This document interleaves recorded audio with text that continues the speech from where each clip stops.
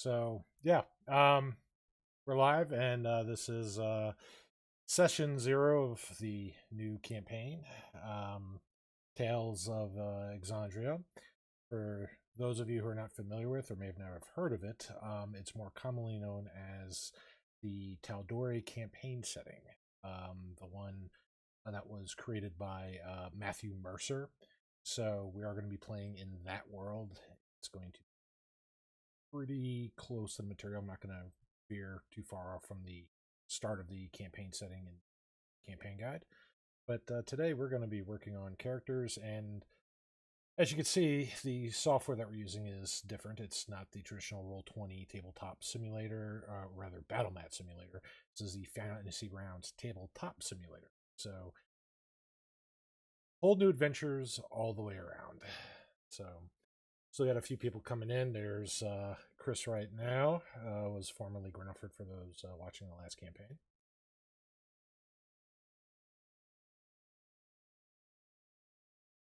Yo. And there was Anthony, formerly of Inna of the last campaign. And being Yo. There we are. There's Henry, who was formerly Leah of the last campaign. So right now we're officially down at least one player. Another one may be taking some time off due to some personal reasons, which I will not mention any further on stream. But they're more welcome to join us once they have some things personal life sorted out. So I posted some things on why we had to stop the last campaign. I'm not going to go into it on stream here. Just some bad things happened last weekend involving a player, and it just train wrecked a lot. So we're using the best of this opportunity. Now, I do see a name in the character board here that I didn't think to ever see again. Well, Dave, like I said, I had a bad idea. I had a Rick Story level idea. Yeah, but In fact, you could even say this idea was the very essence of Rick Story. I thought you meant like Literally. 2 jars of dirt on that one. Well, there are 2 jars of dirt, but The jar of dirt, by the way, for those seeing this, it was a joke that Anthony might be creating a character very similar to Captain Jack Sparrow. Apparently he went full Rick Story, which is a bad idea. You never go full Rick Story. So yeah. oh, come on now, Dave. You always go full Rick Story. No, bad things happen when you go full Rick Story. So why do you think he did it? Oh wow, you updated your name. Oh, cool. Yeah, I was hunting for elf names. Let's see. So what we're seeing here is this is just a test campaign area. This is not going to be what the actual campaign looks like when we actually start the first session. This is mainly just to go over characters, answer questions about the campaign, just really go over everything before we start, so there are no complications, no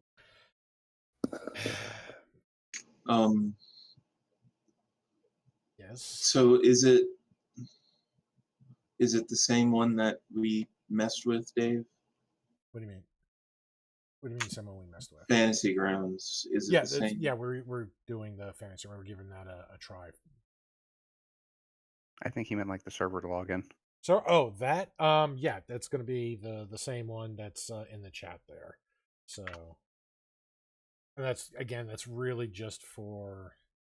I'm not sure if I can reuse it for the next one. I might, but the central area here is just temporary. What? Wait, no. What? That's in the chat. Here, I'll pull it up for you. Anthony's got your back.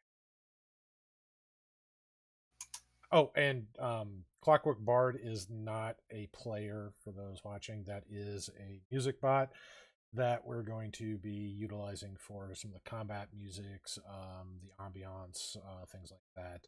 We're going to let the voice software do the voice and music, and let the tabletop software do the top.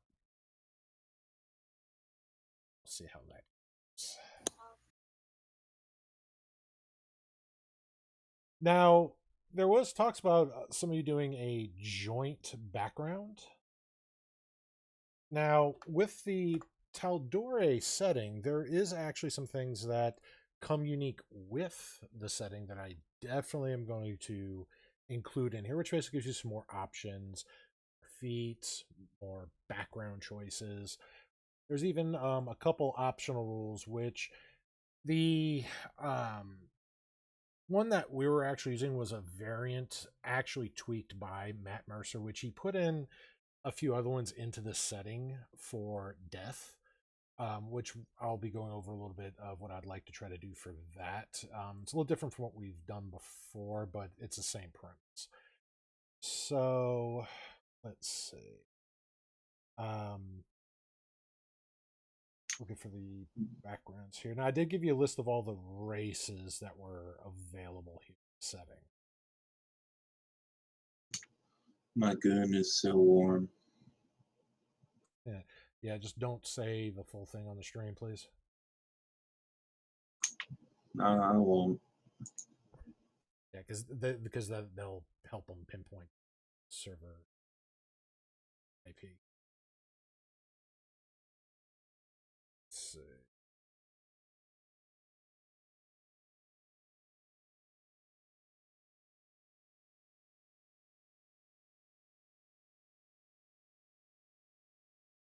And I will get a custom calendar on as well. But that I think I have to, from what I was looking at, you can't just create a blank calendar. You got to kind of copy one, manually modify the file that they use.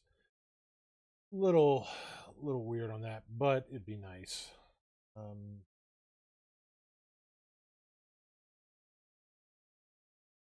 So here we go. All right, so I don't really have a way to copy and paste all this stuff here so you guys can kind of read some of it. But they do have a few backgrounds if you're interested. Is anybody interested in even hearing about the backgrounds, or are you guys locked in what you've already chosen? We have a vague Yeah, idea of what we want. Okay. It's vague enough all here. Okay. What about Tenarium? Is he popping in? He should be, as far as I know. I'm not sure where he's at right now. He didn't think we were actually doing a full session, so he's out with family. He said he'll be popping in a bit late. That's fine. Again, the main thing is for him to ask questions and to make sure that we're all on the same page, and that we have the characters kind of done up for the actual first session. So the Tal'Dorei backgrounds, looks like there's 5 of them here. And I'll kind of give a brief overview here, and you let me know if you're interested in hearing more about it or move on. So the very first one they have is called Clasp Member. So the description here is, whether you grew up in the slum-run streets of Kaimal, bamboozling foolish gamblers out of their fortune, or spent your youth pilfering loose coin from the pockets of the less attentive travelers throughout Iman, your lifestyle of deceiving to survive eventually drew the attention of the Clasp, the most organized and dangerous crime syndicate across Tal'Dorei. Offering protection and modicum of kinship and a number of useful resources to further develop your craft as a criminal, you agree to receive the brand of the Clasp and join their ranks. Basically, Thieves Guild. There is another rival in here. I'm reading the backstory of the realm, but this is one of the major players. Anybody interested in hearing more about the Clasp? Nah. No. Henry? No, I'm okay. Okay. I want to hear everybody's opinion. Now, they do have a variant of this. It's called the Myriad Operative. And this variant is, while the skill sets are similar in many ways, working with the Myriad brings some different benefits and challenges. The Myriad specializes in slavery and exotic trade, so you have access to servants and rare materials at times without using your... they have its ability called a favor in turn ability. However, your access to contacts is far more limited, and you should be found out as a Myriad by a member of the Clasp. You'll quickly find yourself hunted. So basically, you're a secret operative within the Thieves Guild, which in turn is secretive itself. So if nobody is still interested in that, we will continue on. So they have another one. It's called the Lyceum Student. This one is, you most likely came up through money or the family of social prestige somewhere in the world. As tuition at the Alabaster Lyceum is not inexpensive, your interests and pursuits have brought you to the glittering halls of Tal'Dorei's highest place of learning, soaking in all and every lesson you can to better make your mark on the world. Or at least you should be, but every class has its slackers. However, the call to adventure threatens to pull you from your studies, and now the challenge of balancing your education with the tide of destiny sweeping you away. You may have come to better research and understand the history and lore of Exandria and the lands you know and call home, perhaps seeking a fortune here at the Lyceum as a professor. You could also have drawn by the promise of prosperity in politics, learning the inner workings of government and alliances to better position yourself as a future writer of history. Perhaps you have discovered a knack for the arcane, coming here to focus on refining your spellcraft, the footsteps of some of the finest wizards and sorcerers in the days of yore. This is where pretty much your arcane students, your mage colleges, things like that. Anybody interested in this? No. No, I mean, I'm pretty much already. Oh, as tempted as it is to keep Rixori along the same path, she learned that demonology studies aren't for her. Okay. Now they do have another one here. It's called the Ashari. Away from the complex political struggles of the massive cities of Exandria, you've instead been raised to revere and uphold the protection of the natural world, while policing and bending and guiding the elemental powers that either foster life or destroy it. Living among smaller bands of tribal societies means you have stronger ties to your neighbors than most, and the protection of this way of life is of cardinal importance. Each Ashari is tethered to one of the 4 elemental tribes and their villages. You basically have to select the Pyra, which is fire, the Veshra, which is water, the Terra, which is earth, and the Zephyra, which is the wind. Your upbringing may have prepared you to be a fierce warrior, trained in combat to defend your culture and charge as protectors of the rifts. It's possible your meditation on the balance of the elements has brought you peace of mind with strength of body as a monk of the Ashari or druid. Perhaps you found strength in the bending of the elements yourself, joining the ranks of the powerful Ashari druids. Regardless, your loyalties ultimately lie with the continued safety of your tribe, and you've set out to gather your allies to cause and learn more about the world around. Any interest in the Ashari tribes? No. No. You could quite Right literally now. start Birding Man. You're a Pyra Ashari. Okay. The Recovered Cultist. Sounds interesting. Since the divergence, the influence of the betrayer gods was sealed away with the rest of the pantheon, and a time of religious rediscovery began anew. Through the small net of divine gate, however, the will of the darker deities could still reach out, could still whisper and promise. The rising cults are scattered and separated, with little to no unity between the greater evils. Hidden hierarchies of power-hungry mortals corrupt and seduce, promising a sliver of the same power they had promised when the time comes to reap their harvest. You once belonged to such a cult, perhaps it was brief, embracing the rebellious spirit of youth, curious where this path may take you. You also may have felt alone and lost, this community offering a welcome you had been subconsciously seeking.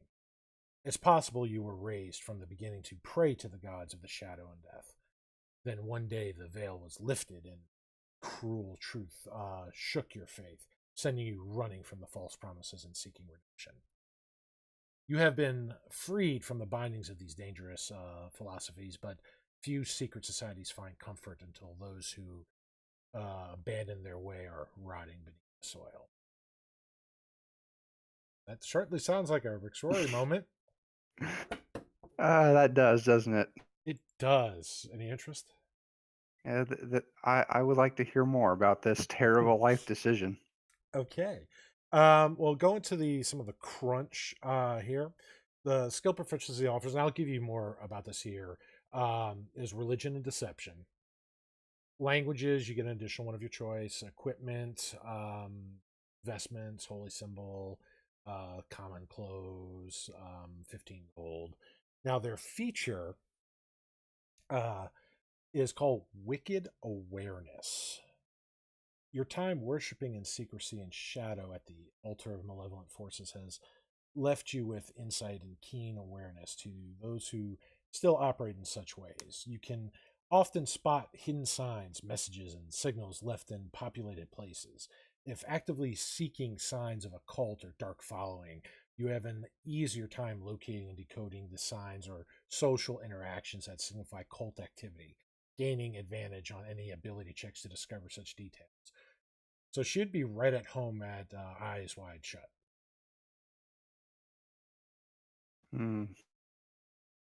But seriously, she'd be able to basically find all the dark cultists and all their secret meeting places and coffee houses.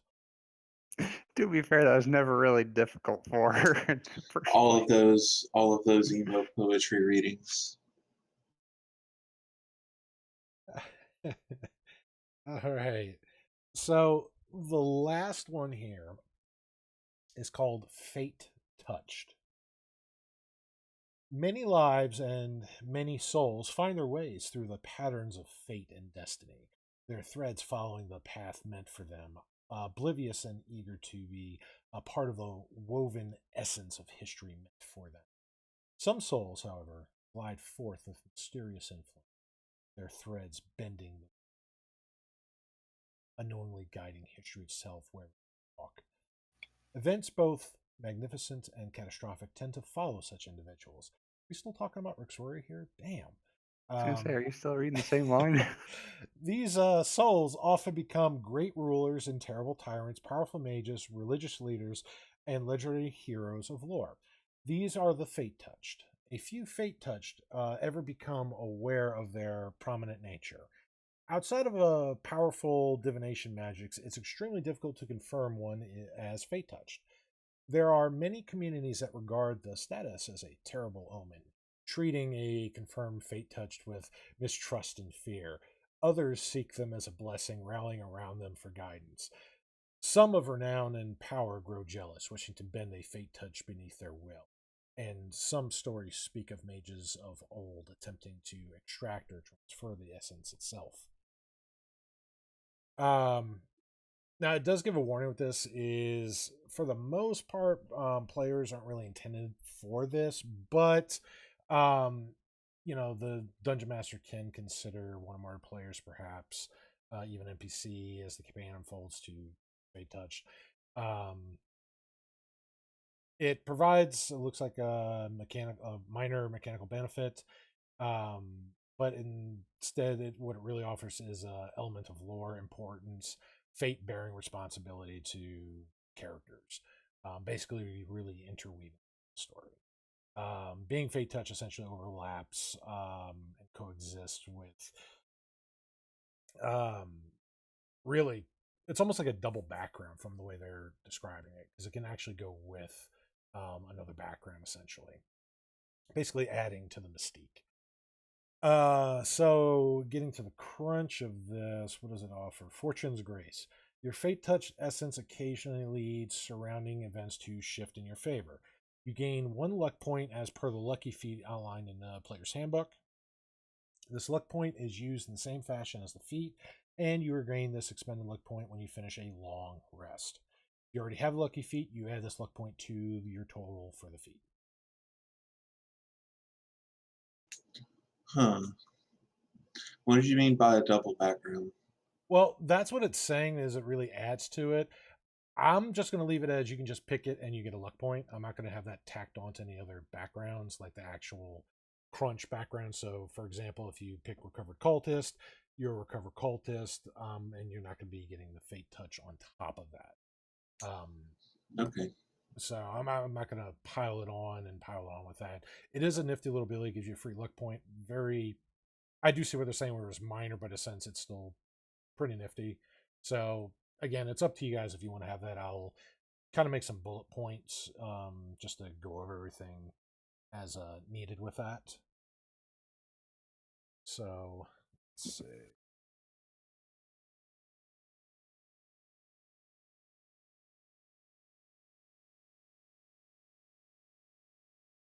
All right. Melted. The dice melted. Well, yeah. In Fantasy Grounds, you throw the dice in the chat window. It acts as a dice box. You can throw it outside the dice box, and it's just like a practice roll. It's really interesting. Unless there's a map, you can roll it on a map too. True. We don't have all those features up right now. But yes, this is true. All right.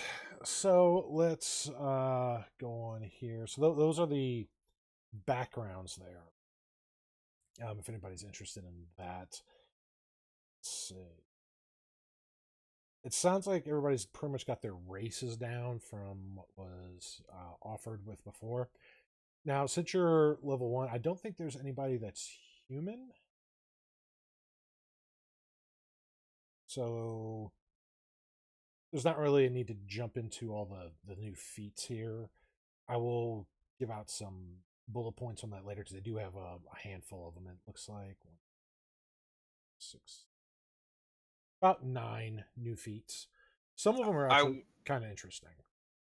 I would have gone human, but class locked. So let's see. But for those of you that are have access to spells, definitely take a look at some of these. Again, these are all going to be offered in here.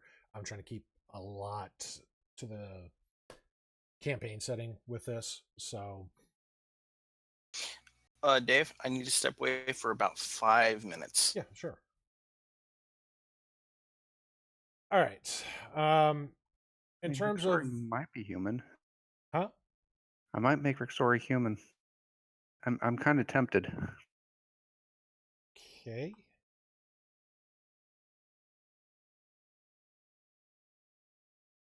Well, if you do, I'll go over some of the feats.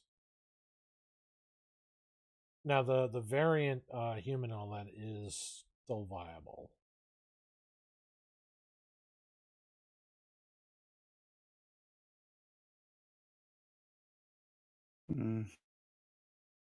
Because they have things like, I'll give you an example. One feat is called Dual Focused. Prerequisite, cast a spell.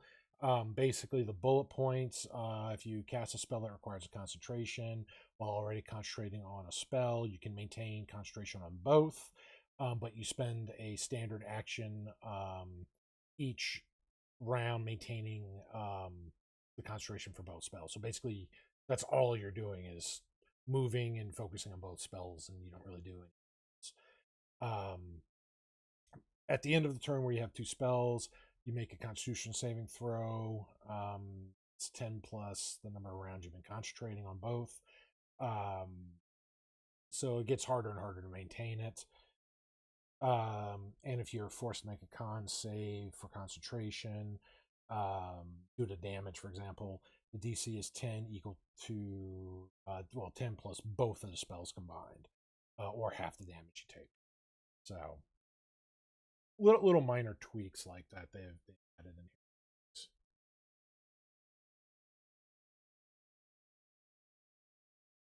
Anything like skill related?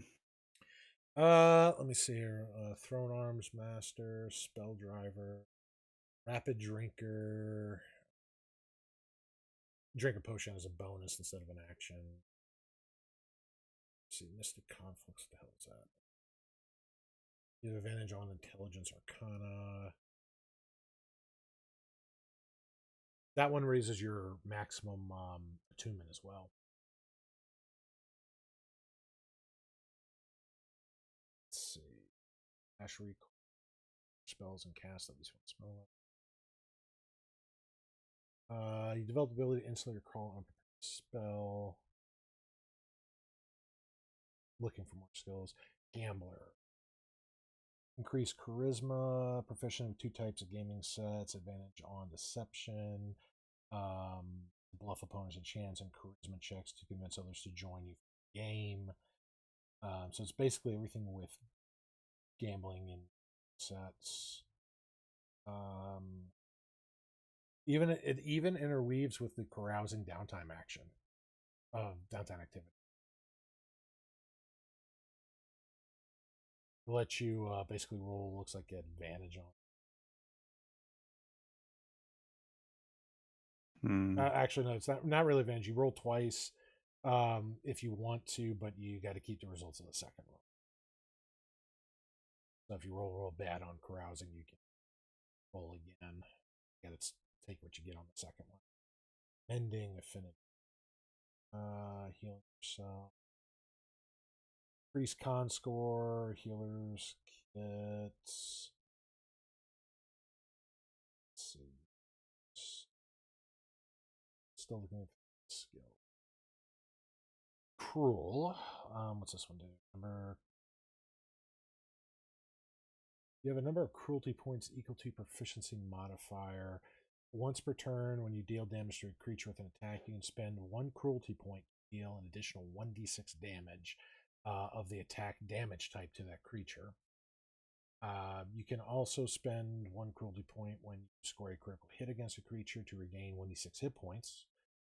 When making a charisma intimidation check that involves inflicting pain, you can spend 1 cruelty point on the roll. You regain expended cruelty points when you finish a long rest. It's interesting. Does Rixori sound like a cruel person to you? Don't answer that question, please. I was going to say, did she learn to become a dominatrix or something? What the hell?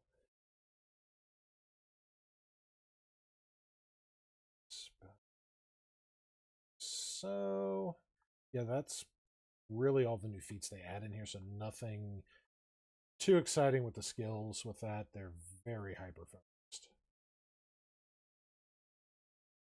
Alrighty. Again, I'll go over some more bullet points with this. I was just reading these off, seeing if there's anything that catches your eye. Like, ooh, I want to hear a lot more about this one.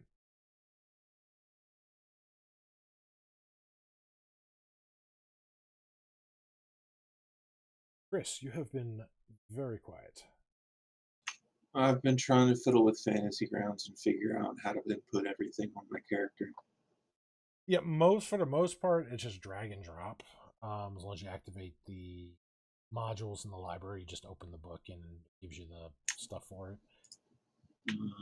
The most of the weird stuff is when you actually get to the tokens and the combat tracker. That's what takes a little bit more learning here. What's interesting is I put some people on the character sheet. So if you see that little icon in the very top, it has like the eye and the 3 silhouettes. You can actually see some of the party members there, and you can the ones that have tokens you can put on the marching in formation tab. Now players should have only 2 sections on there. Yeah, inventory and order. Inventory is kind of cool because one of the things that I don't see that. Okay, in the very top of Fantasy Grounds, very top right, you'll have some icons. Yeah. You'll have Looks like party sheet, right? Yes. Yeah, I don't see marching order. I see parcel coins and description and right. Make sure. Oh, here we go. Never mind. I found it. So again, one of the things that we ran into before was when people had like potions or magical items, treasure, or whatnot. People would either lose track of it, forget who had what. This is really cool because we can pretty much just drop. I can just drop like, oh, here's unidentified sword, potion. Here's the coins you got from the dead kobolds, and they're unassigned. So you guys can divvy up however you want. You can see who has what is identified, what is not. It's a really good treasure tracking system with that.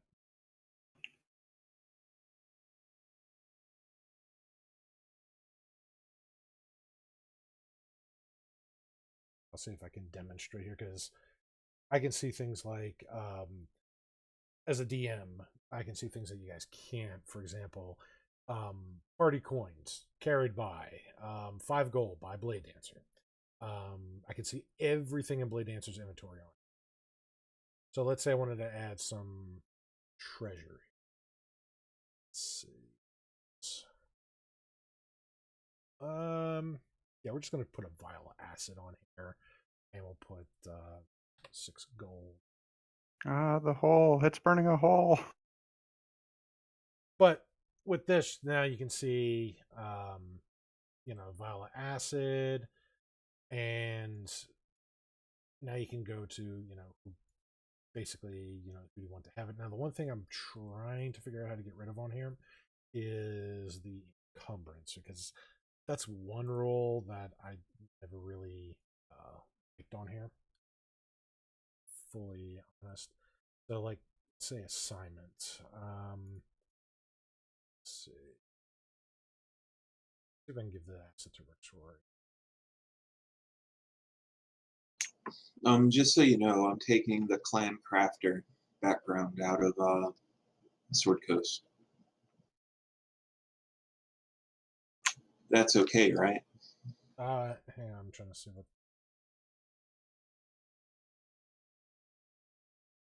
background. You said clan crafter? Just the background. Yeah, that's the background. I mean, I don't see anything wrong with it. Yeah. It's not a core book, so I just wanted No, to ask. I threw in the stuff there. The main things is the races, the ones that weren't specifically mentioned, which is what Tal'Dorei mentions. Those are just kind of off to the side, and really the ones that are kind of Forgotten Realms specific, because Sword Coast obviously is Realms. So like the faction agent is kind of like weird. I'd have to see if I can tailor that to Tal'Dorei, for example. This one, I don't really see any issue with it, so don't even worry about it. Okay, cool.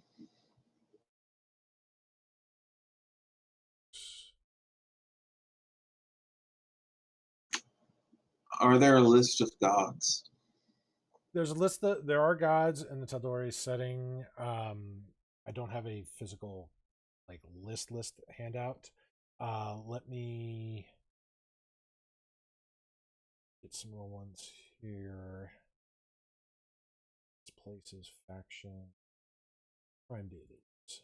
Prime deities are the ones that you'd be worshiping. Was there a specific alignment for a god that you were looking for, or some kind of type? I just like to read through them and see which one grabs me. Gotcha. I'd like I said, I can give you like the nickel tour of them, but the actual sheets, because they have a bunch of information here. It's a lot to throw out here. I'll have to create some mini handouts so you can actually read it. Okay. So they don't have a Fantasy Grounds for this thing. This came from a third-party publisher, Green Ronin. So,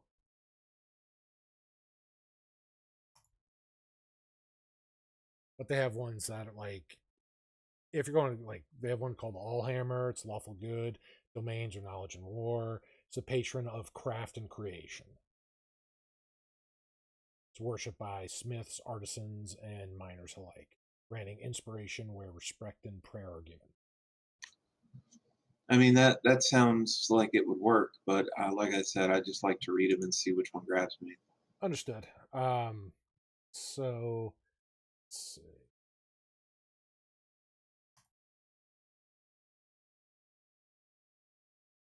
All right. What about you, Anthony? Oh, for deities? Yeah.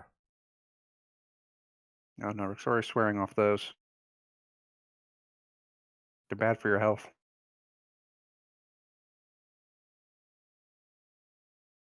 She is going to follow the great deity Bob. Yay is for Bob.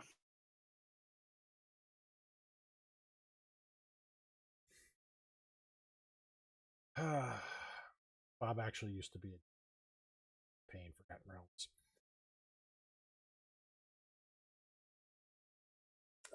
Basically, we replaced one of the elven god names with Bob because one of the players had a very difficult time pronouncing it. And he just mentioned just Bob in replacement, and we just kept it like that for the entire campaign. Just, Bob. And then it started turning into more militant, and people were going, "Hail Bob." The march of Bob continues on. Exactly. But Bob can be whatever you want. In fact, you can praise the word of Bob because Bob is both a verb and a noun. She shall bob towards Bob. Let's see if I can yeah. So it looks like all you have to do is just once we get an assignment to somebody, just drag and drop it on their sheet. And now, Rexrory has. That's it.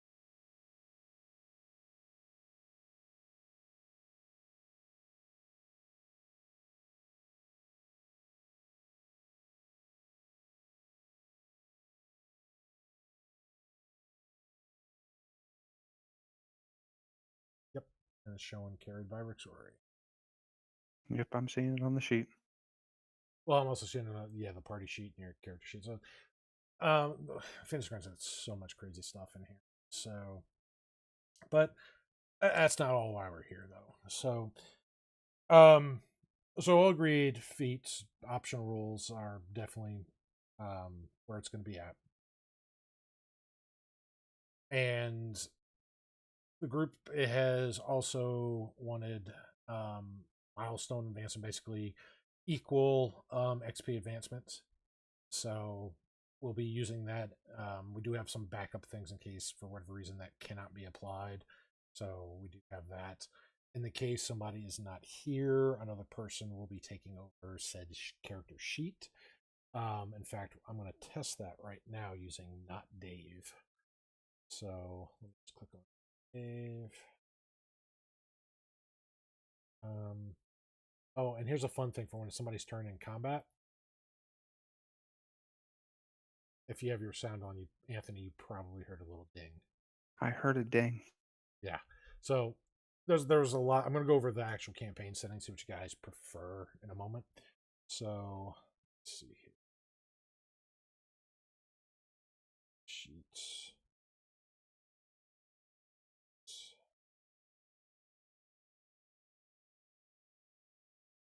Section here. Yeah, owner. We're going to clear owner. All right. Anthony, see if you can take control of not Dave. Let's see, character selection. Good. So you should have access to a sheet. Now, more than one person cannot control the same character, but one person can control multiple characters. So let's say Chris Tenarium has to step out. You can take control of a sheet this way.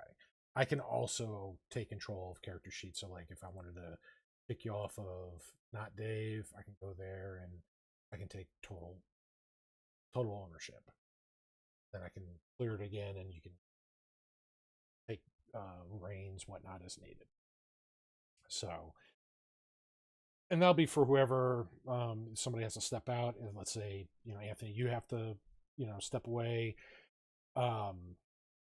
So, whoever you want playing your character, whatnot, can play your character. So when people are not present, their characters are still going to be in combat and still going to be at risk for things. So I guess that means Lunaris is going to use Rixoria as a human shield as he fires arrow upon arrow behind her corpse. Person. The darkness will surround Rixori. It usually does, just because it's Rixoria. Rixoria is a character that has brought her story can't really be explained. It has to be really experienced. Oh, there will be much experience. So, but for the most part, other optional rules, downtime, the UA downtime specifically seems to be requested with that, and I have no problem including that. I will make some interior game sheets with that for the downtime, because they have built-in integration of tables and things that we can utilize. So I have no problem using that. But outside of that, there doesn't seem to be any other optional rule requests. Does anybody have anything else that they really want to see incorporated that wasn't discussed that we can talk about and see if everybody else wants to use that? I don't know. I'm not used to all these optional rules, so what ends up happening is I'll just go, yeah, sure, whatever, and I'll try it, and I won't be able to actually have a proper opinion until we're balls deep in what we're doing. Okay. I can't think of any other skills that would The features optional that. rules. So on the abilities tab, features, that's where you put your class features, right? The stuff you get from leveling up in your class.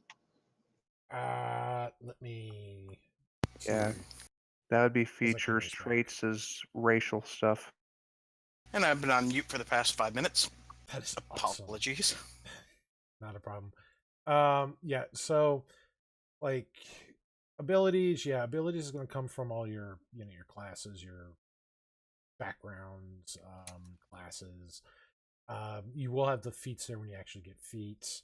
Inventory is pretty much everything else.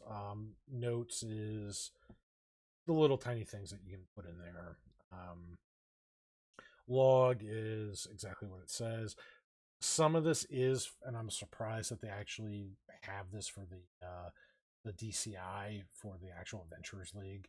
So they do have this for if people use Fantasy Grounds for Adventurers League play, they actually export this, send it in for submission. They can go through everything. So it's really interesting on that. But otherwise, the log is pretty much there for your own personal notes. Like Lunaris just, stab some guy in the eye with his arrow and, now has it as a keepsake to taunt the guy with, or you can use that as your own personal log sheet on your character. There is a note sheet that you can actually continue to make notes and share with. In fact, I made one with not Dave to share with everybody so you can see what I was talking about. So, let's see, actions, and I have this showed up for the stream here so you can see all the wonderful pretty things. Now, the actions, if you're a spellcaster, there's different modes here. They have the preparation, combat, and standard. It's pretty straightforward with that. Standard is what you're going to default to most of the time. Preparation is obviously what you have prepared, how many slots, things like that. And combat is what you would help use during your combat turn. So basically all the guts of the spells. So you'll also have your main weapons here as well. So if you magical short swords or swords, bows, whatnot, this will all be here as well. Pretty much the same thing. And they should also list under things under here should also list under the combat track when you actually go into combat. And fighting style archery is really fucking amazing. Oh, there's so many cool things with characters. Let me make sure Tal'Dorei doesn't have it for the characters. The backgrounds were the big ones, the feats. I want to give you guys options of pulling that. Now, Henry, since you were muted, I don't know if you heard it or not, if you were back. I was asking if there was any other optional rules that people wanted to see. I've already mentioned about the feats, the UA downtime, as well as the equal XP advancement using Milestone. But if there was anything else that you wanted to see incorporated that wasn't being incorporated as mentioned. No, I mean, I think I think we've got. I mean, which one? What's our official list at the moment? In case I missed anything being added while I was gone. No, it's the UA downtime, feats, and the universal XP advancement using milestone. That's it right now, in terms of what everybody's talked about and have universally agreed upon. I mean, it seems. No, I mean, it seems okay. All right, so now there are some other optional things here for Tal'Dorei. Let me get into those optional rules here. I just got a couple of them. Some of them don't really apply here. Like combat with large parties. I'm talking like 8+ people. So now one of them that was kind of interesting, I'll leave it up to you if you want to do it in there, is what they call Arduous Rally. Basically, the party spends 5 minutes to rally their resolve in the face of coming peril, the adrenaline fueling their need to push on. The party benefits from the completion of a full short rest, but all healing gained by spending hit dice is halved, and the rallying characters suffer 1 point of exhaustion. Basically, it's for times where let's say you're trying to chase down somebody, you're almost out of resources, but you don't want them to get away. You can use this to kind of get some of your resources back, but you get a little bit of exhaustion and you don't heal everything from your hit dice. You heal half. It takes about 5 minutes of actual in-game time. So instead of like an hour, you're doing 5 minutes. It's something that can be tacked on. It's not a big difference, but it's an option. You know how you Okay, hold on, because I must have missed part of that. So, okay, it's a short rest like thing, but only takes 5 minutes. It's a limited short rest that gives you exhaustion. Okay. So well, I mean, I'm fine with it as an option. Yeah, it's an option. It's not something that you guys have to use, but it's, again, it seems the way that they're introducing it as, and that's a good example of it, is when in-game time is of the essence, but you're really down on your resources or HP, and you just need that little more to give you the confidence boost to drive forward. That's what this seems to be meant for. So your classes would get all their benefits from the short rest, but your healing dice from your hit dice is halved, and you gain an exhaustion. And it takes 5 minutes in-game. I gotcha. So, what does anybody else have any problems with that being an additional option? No, it sounds fine as an option. I'm fine with it. Because, I mean, we can still take regular short rests. Correct. It doesn't take away the other short or long rests. It's just something in addition to when needed. So, one of the other things here is, again, as I mentioned at the start, we were using before a variant resurrection as written up by Matt Mercer with this. This has their own similar ones, but they do have some more options. So instead of having the checks where it gets increasingly higher to come back and, you know, everything else with that, to simplify it, they have an alternate resurrection, because I want to use one of these. And I think this is probably the simplest, is what's called a taxing return. Basically, this variant kind of harkens back to the older editions. So, Henry, this may sound familiar with this. When your character gets restored to life, the process kind of corrodes the vitality of the character, slowly consuming the body until it no longer can sustain life. In a nutshell, the crunch of it, every time the character is brought back to life via spell, ritual, whatnot, that character suffers a permanent loss of 1 point to their Constitution score. The loss cannot be restored. Basically, when the character reaches a Constitution ability score of 0, they are permanently dead and cannot be resurrected. Oh yeah, it's the old 2nd edition. Yeah, the old ticking clock. yeah, basically, it's not like, oh well, we can just keep resing ourselves and indefinitely. It's like it gives a fair bit because some people can die and they can afford to lose a couple with that. It's only if they died like 20 times then they got.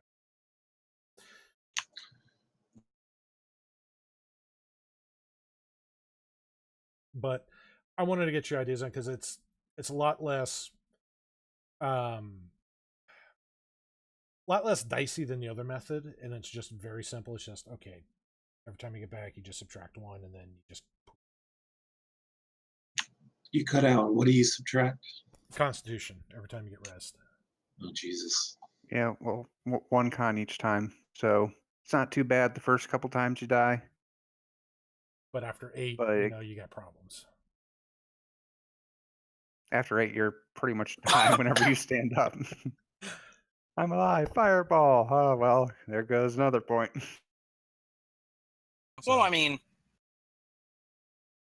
truth be told, that was never like even back in the day. You really shouldn't be dying enough To get to that point, yeah. Yeah, I mean, if you have like a con of 10, that means 10 deaths. And I'm sorry, at that point, you probably should have quit adventuring. yeah, most people in there that I've seen through their course of adventuring from long campaigns like level 1 through 18 plus, 4 is kind of going on the deep end for deaths, and that's including really stupid decisions like Dave, we have Rixori in the party. Well, I'm going to be investing in the con. Well, the other thing too is, I mean, and I don't know if he included this. I didn't hear him include this, which sounds to me like a mistake on his part. Was also in at least the initial versions where this is from. There were caveats. I don't remember if I have to go back through old D&D books, but there were caveats of things like what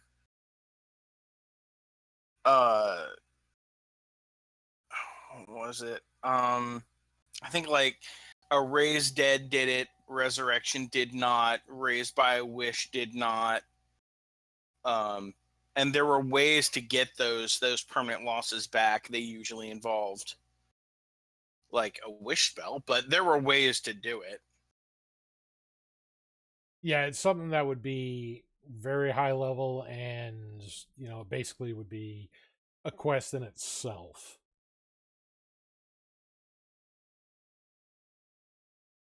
But anything short of 9th level magic, you're pretty much eating a constitution essentially.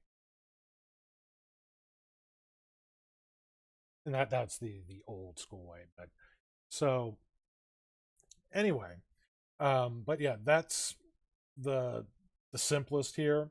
So we can do the other method where everybody tries to beat a DC to give the person a point on their check, and their check varies by how many times they've already died or how many people have succeeded or made their assist rolls to bring them back. Or there's this really simple one. So I offer the choice to you. I'm always a fan of simple. I mean, honestly, myself, either way, I mean, I'd be fine just keeping it normal, but either way is fine. Well, normal was using the other alternate where you still don't have infinite resurrections, because the more you die, the harder it is to come back. It just does it in a different way. That's like I said, either one's like, either one is fine. Hopefully we're not having to deal with it too often. So that's my thing on there. It's just one of those. It's just enough where you know that death can be a permanent thing, but it's not something where, oh, you died, time to rip up the character sheet. It's not Tomb of Annihilation. Yeah, I got you. Which that is going to be. So can't wait for that. Xanathars, I want to see all the UA stuff that they subclasses and stuff. supposed to be. And yes, if we're still in fantasy rounds, and that's, I'm pretty sure available for that, I will definitely add that. Speaking of, I got to get you guys back on the D&D Beyond.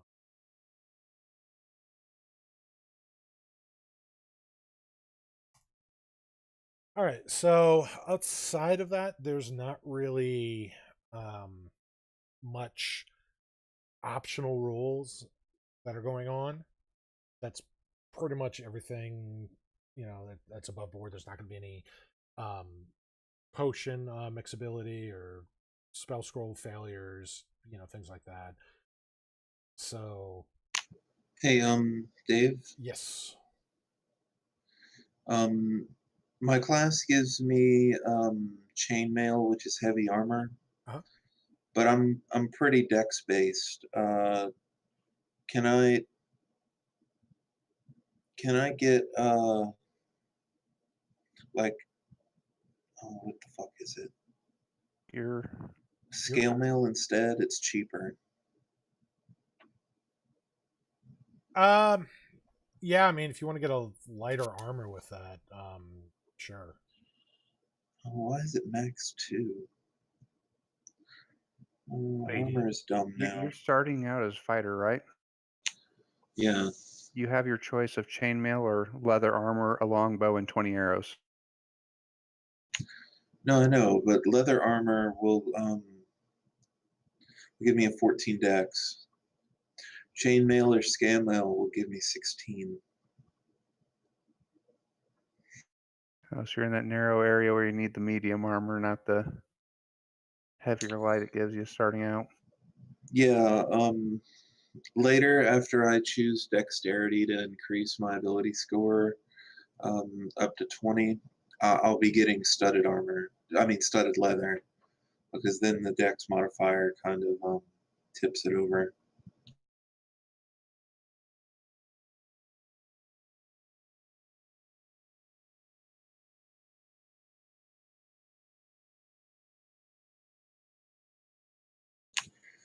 So it's fine if I get scale mail instead? Yeah. Okay. Yeah, the equipment like that, starting off, it's really dumb to kind of nitpick too much with that, especially since it's something that can change so quickly in game, and it's not gonna break anything to swap that out.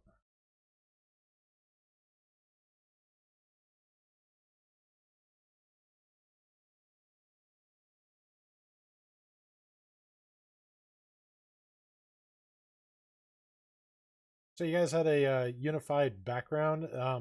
This unified background, does that include everybody or just 3 out of the 4? If Henry wants to join the mercenary company. Yeah, I hadn't heard anything about this other than I knew they were doing it. Yeah, so let's hear a little bit about this. You don't have to go over, every detail if you don't have stuff like that, but just go over what you got right here. So tell Henry, and we can all listen in. I think that one sentence is all we had at the moment, right? It's just Yeah, mercenary. until we talk to Tenarium, that's kind of all we got. We're naming him our leader. Not because we're going to make him, take the front stand or anything after the last 2 campaigns of being in the background. Yeah, we're totally not going to make him the leader of the mercenary company. That's totally not what's going to happen. So everybody's going to have like 10-foot poles, and they're just going to be poking him in the back, pushing him forward towards everybody. Yeah, something like that. Yelling parsley at him. I'll be behind him with a bow, totally aiming at someone else. But why does your bow have a sight that's shaped just like a silhouette of his character? It's called Sinistine. It shoots witches instead of arrows. Panera Kid, we love it.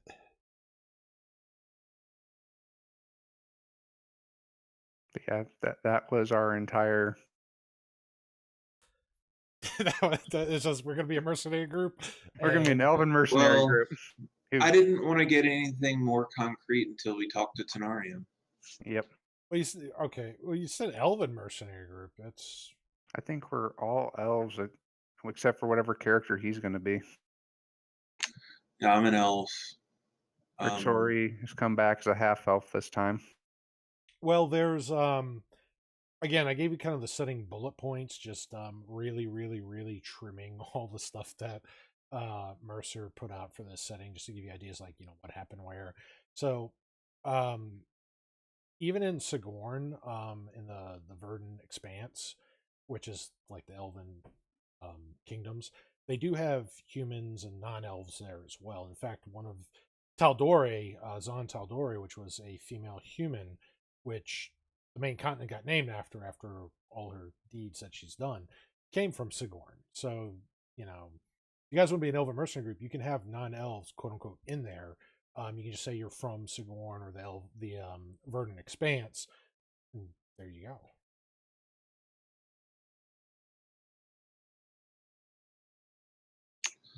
16 AC starting out. I guess that's okay. That's what I got. Well, when I'm mage armored. Armor's overrated.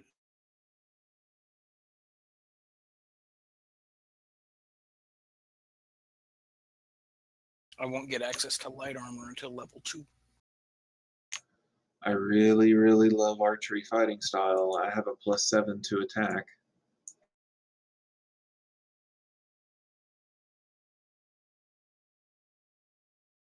Let's see.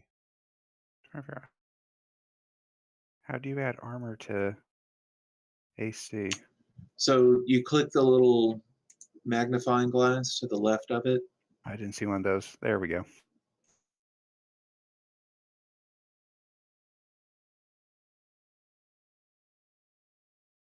think leather armor just gives 1, right?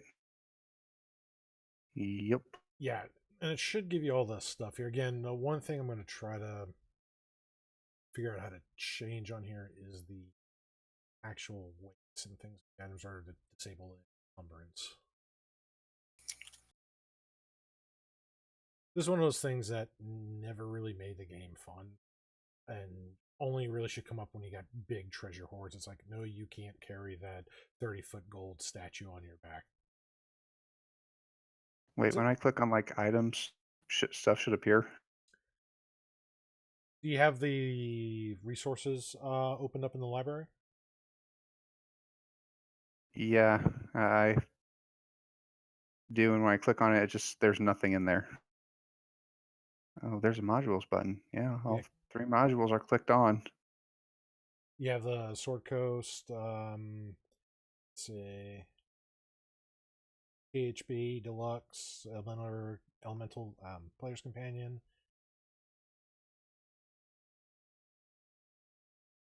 Yep. Oh, it's not loaded though. Okay, how do I figure out how to load this? You open the book. So just either click on the book or left click and drag the book like you're opening it up, and it should load the module. You may get a momentary delay while it loads the module because it's got to pull it from my system to your system, just like a server would. Demonic magic. Demonic magic. I know. And there's more buttons, so if you have something like you want to just, all the buttons needed for creation of a character, for players, etc., or you just want every single thing, you can also click the buttons above and it'll change your sidebar to match. But yeah, you'll have things like all the PHP classes, equipment, so armor. I want to mess with your sheet. Oh, yeah, I manually input every single item, every single ability. Oh wow. Yeah, you can just drag the dragon head over to the sheet, like for your equipment, for example. I'm just going to drag some half plate over. Oop, you see the half plate goes right there.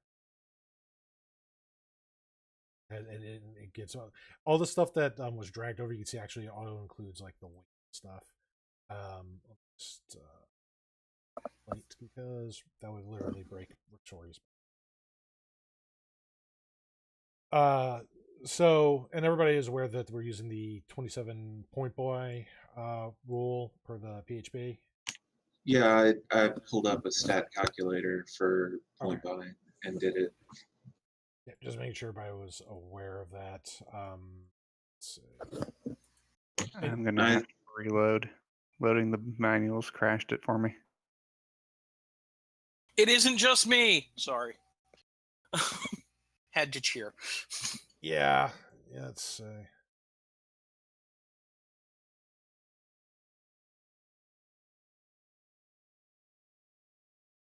No, apparently I'm already in use. Yeah, usually the first time you load up all the books, like it's gonna act funky and you have to crash it and reopen it. It doesn't happen if you've got the program. I think it's something to do with like, Oh no, I did. I threw them some money. huh? Then it does happen with okay. I figured $4 a month isn't too much to give them a try.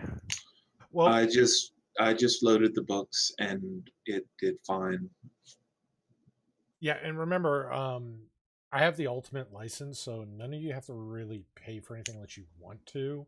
You can have the free versions and connect just fine. I also have 16 gigs of memory. I don't know, that may be an issue. Y'all are It's having? not it's not just memory or computer. It just randomly happens. I think it has something to do with the netcode. I'm not really sure. Well, you said you're using an Apple product. Is that right? No, I'm not. No, he I was think using Dave's it- using an No. Apple product. I'm using. I have it loaded on a MacBook Pro. I have it loaded on a decked out gaming system, and I have it on a on the same system as a local host test as well, which is what's actually being used for the stream right now. So people Yeah, are it's seeing. it loaded back in just fine. Yeah. Usually I it just might- crash it once and when you reopen it. It seems to happen randomly. Like I said, I've been through an entire campaign using Fantasy Ground, so I'm a little more familiar with its quirks. I might choose a different backstory than Clan Crafter because I don't like that it gives me knowledge history because I'm playing another dumb character. Not a problem. Let's see. Yeah, definitely gotta get the tokens actually separated. So.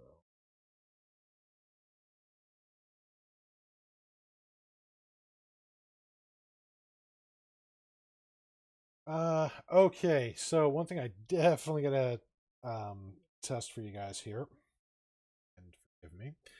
I'm gonna bring in the Clockwork Bard, so remember you do have to kind of adjust you may have to lower his volume depending on what system settings are.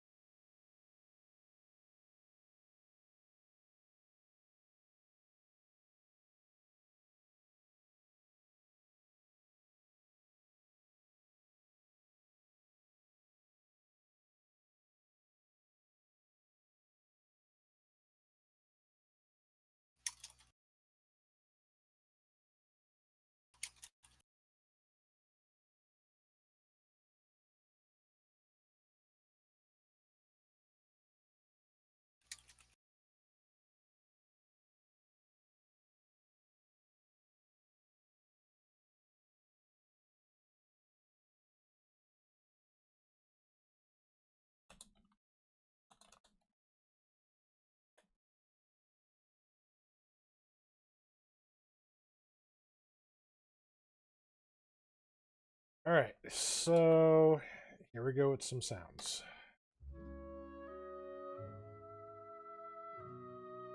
I have no idea how this is going to stream it.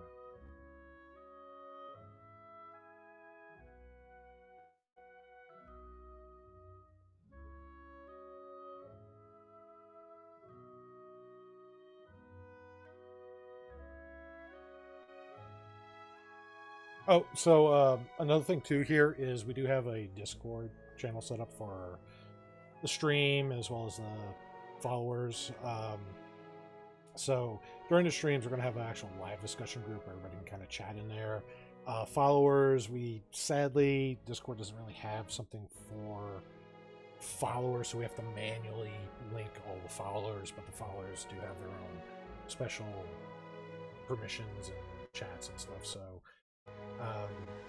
anybody who's following with that, we'll get you added to the Discord and enjoy some of the special perks and such.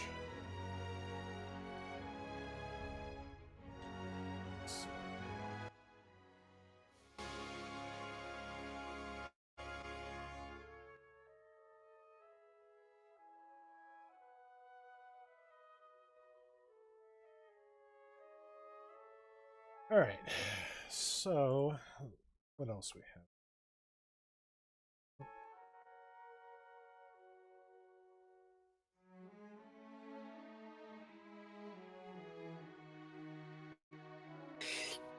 Excuse me. Bless you. Oh, let's see if skills rolled now, because they weren't rolling before. Only records which you own can be... Did you open your character sheet? You want to click the skill and drag it to the chat box. Like the word or the Well, little red thing on the side? You should be able to. There's a. Oh, never mind, I figured out. yeah. I got it. I'm being stupid.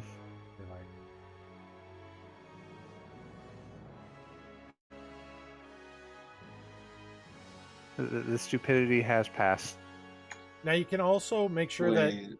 you have a unique color for your portrait. This will change your color of your dice, but it more importantly changes the color of targeting selections when you do combat, because it actually colors the circle. So let's say Lunaris, Rixoria, and Althea target the same monster. It'll actually change the circle around that monster 1/3 of each of your unique colors. So you know who's targeting what just by a visual, or through the combat tracker, you can see if it's your turn, all the different people are targeting the bastard. Ooh, how do I do that?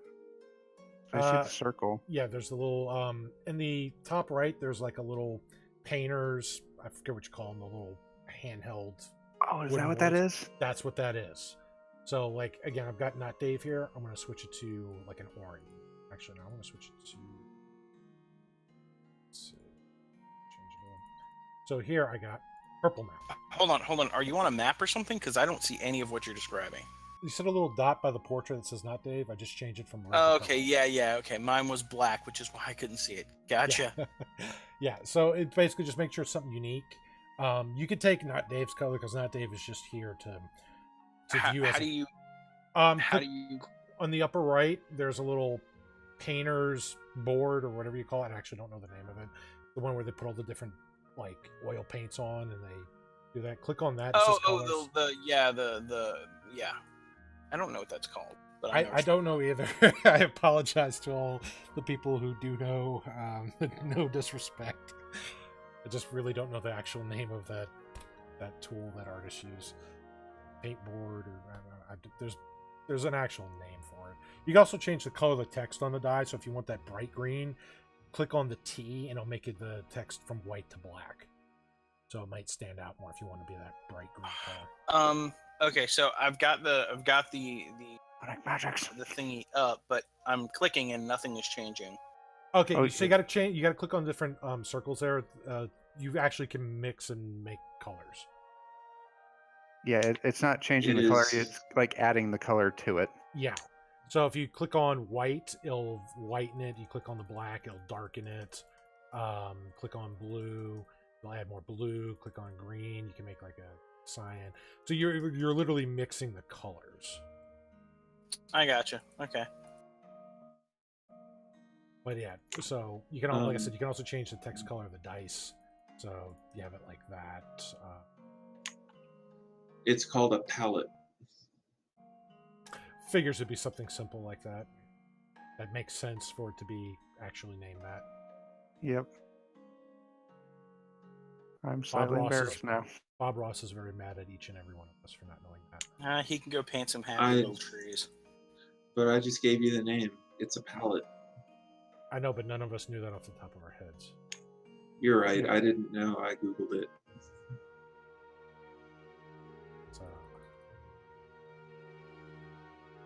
Okay, I apologize to all the artists who are watching. I don't. It's okay. They'll get over it. Okay. So definitely something I want to go over here. Some of the optional rules here for the actual campaign.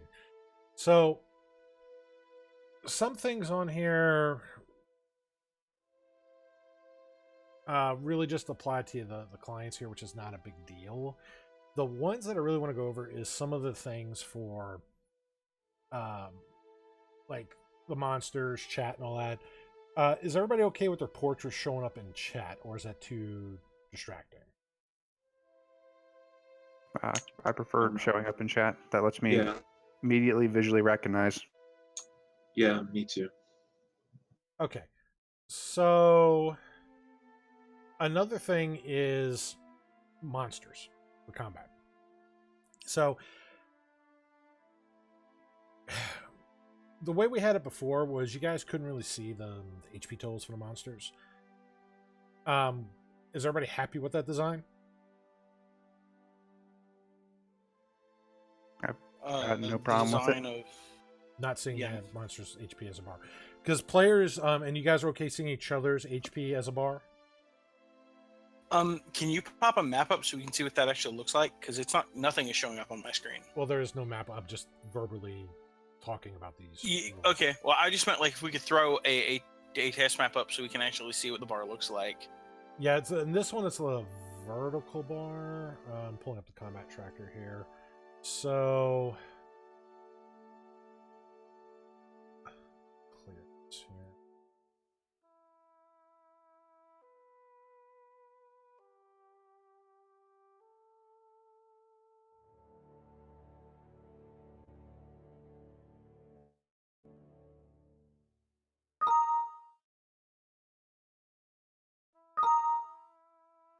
All right. You know what? So at third level, I get proficiency with the tool set thing. So I'm gonna pick smithing tools then, so I can start smithing stuff. But you remember we were talking about getting the band back together, Exori? Yep. I think I'm gonna take entertainer. Yeah, I was torn between taking entertainer and cultist. Just to prevent overlap, if y'all want, I can change it. I'm actually doing the gladiator entertainer. No, that actually works perfectly. If we're just one giant Band. traveling mercenary sideshow. All right, hold on one moment here.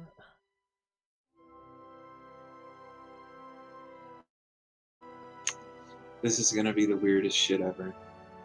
Because I totally put points in charisma. I have points in charisma. Wouldn't be Rixori if I didn't put points in charisma.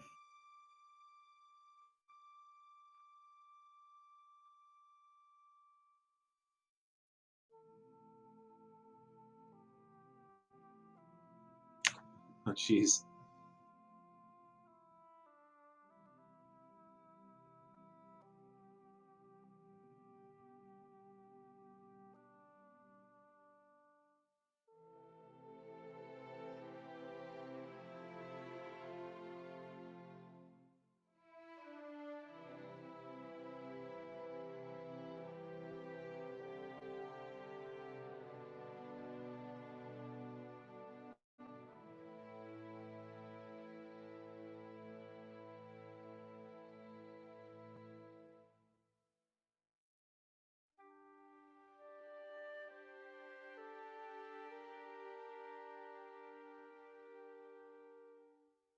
Okay, so it doesn't like me loading up the player's handbook.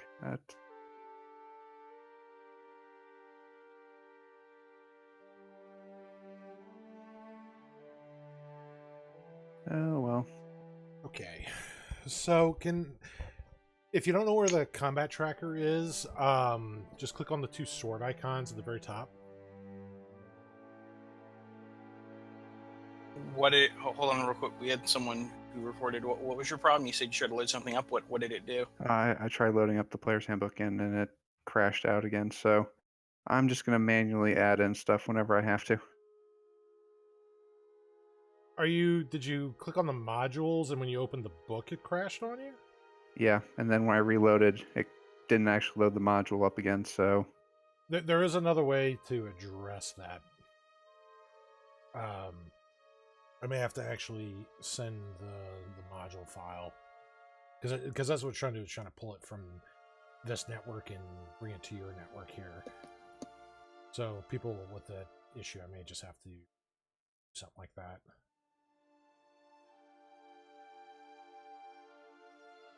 All right. Yeah, mine works. Mine will actually work fine until I open those up, and then it'll go down, and I have to reload it. Interesting.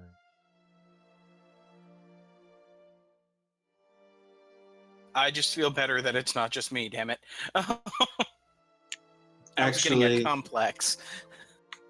once I loaded the modules, I mean, they came over fine and I didn't crash, but everything's being fucking slow and laggy now.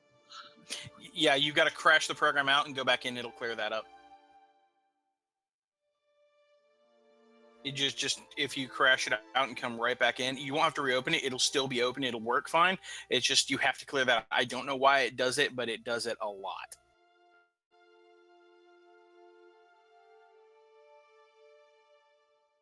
That's what it does to mine too.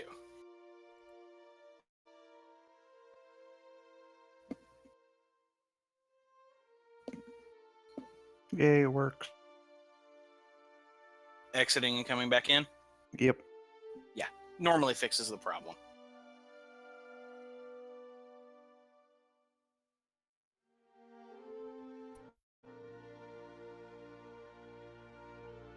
There's even a watch order on there, isn't there? Oh, you did on the party? Yeah, the party sheet. Yeah, there's that, and there's the formation as well. So, yeah, it makes it real simple. Now, the only thing that I have to look into is on the marching formation screen, if I adjust it on the DM side and the player adjusts on theirs, even though I have your tokens locked, it still readjusts it, which it shouldn't be doing. So I have to look into what's going on. There's probably a setting that's off. But you get the idea on what it's supposed to do.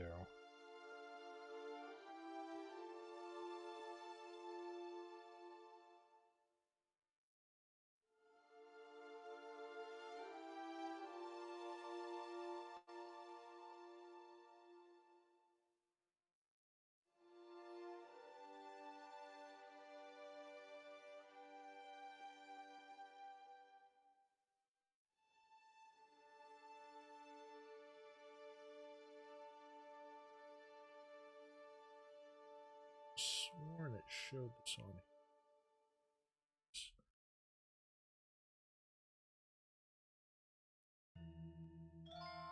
For health.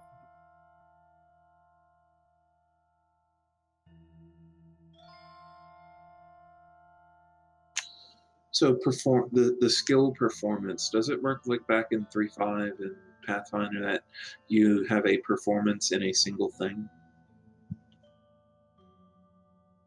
Not quite. Trying to think the best way to explain performance.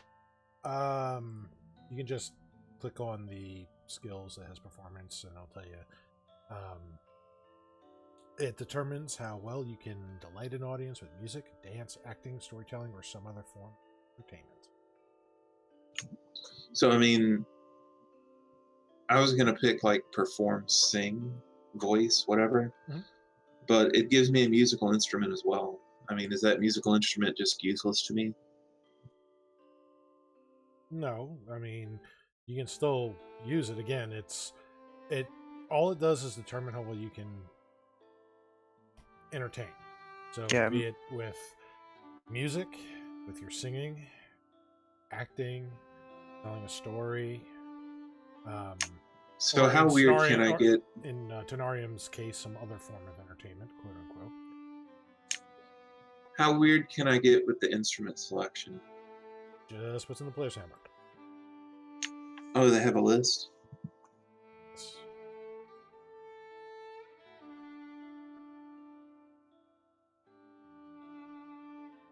You cannot pick your ukulele. I was thinking either mandolin or accordion So, or musical- bagpipes. yeah, they have bagpipes, drum, dulcimer. I don't know what the hell that is. Let's give it a description. Nope. Flute, horn, lute, lyre, pan flute, schwam, and viol. Are we going to be a Peruvian flute band? No, we're not. And one of us needs to be the faded one. I'll take the viol, I suppose. How else am I going to play Devil Went Down to Georgia?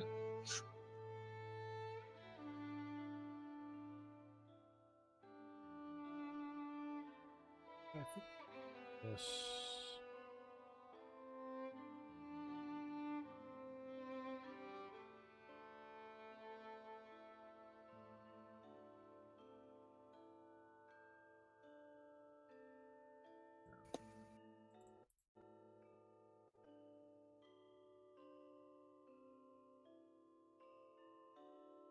I got a load of module up so we can get a map here.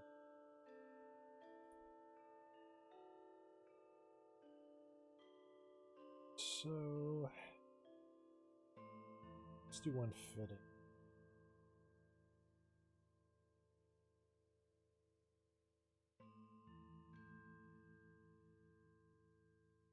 See some maps. Do you know much about instruments, Anthony?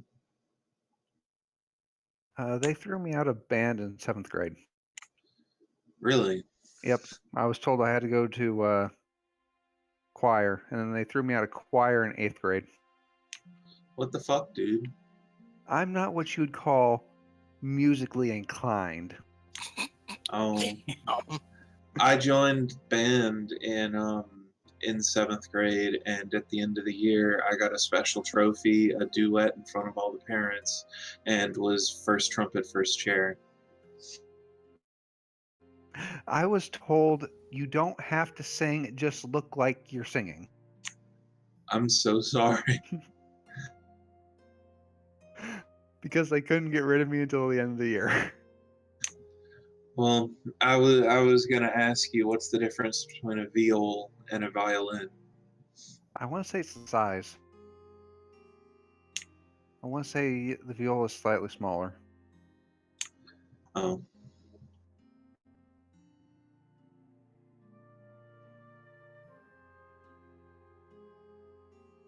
Wait, the viola or the... No, violas are slightly larger than violins. I knew. So flip-flop that. okay, sure. An elf that sings and plays the violin. I also would like to note, I know the entire song of Devil Went Down to Georgia by memory. I like the parody version better. But I know that song. It's a very classic. You can't live in Georgia It without is. knowing that song. Oh, Pretty sure that's a law. I just kind of latched onto it in my early 20s and just ended up memorizing it out of how many times I listened to it.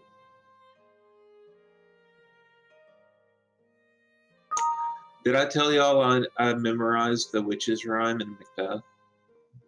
No? I think you mentioned that once. I mentioned it yesterday at that game. You know the double double toil and trouble thing? I know the whole rhyme, not just that part. Double, double, toil and trouble. Is it fire burn and cauldron bubble? Yeah. What you got? Oh shit! I knew this. I knew this. I did this in a play. Oh, frag, I'm blanking. You win.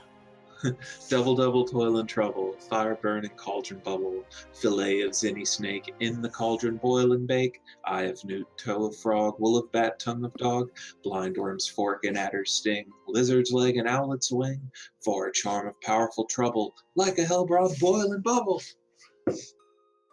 Dear God, it's been so long since I did that. I was like 22 at the time. Oh my God, that was almost 15 years ago. When I was in college, they did this special thing, and I just walked over to this booth that had a cauldron and just said the witch's rhyme, and got stares of amazement before I just walked away.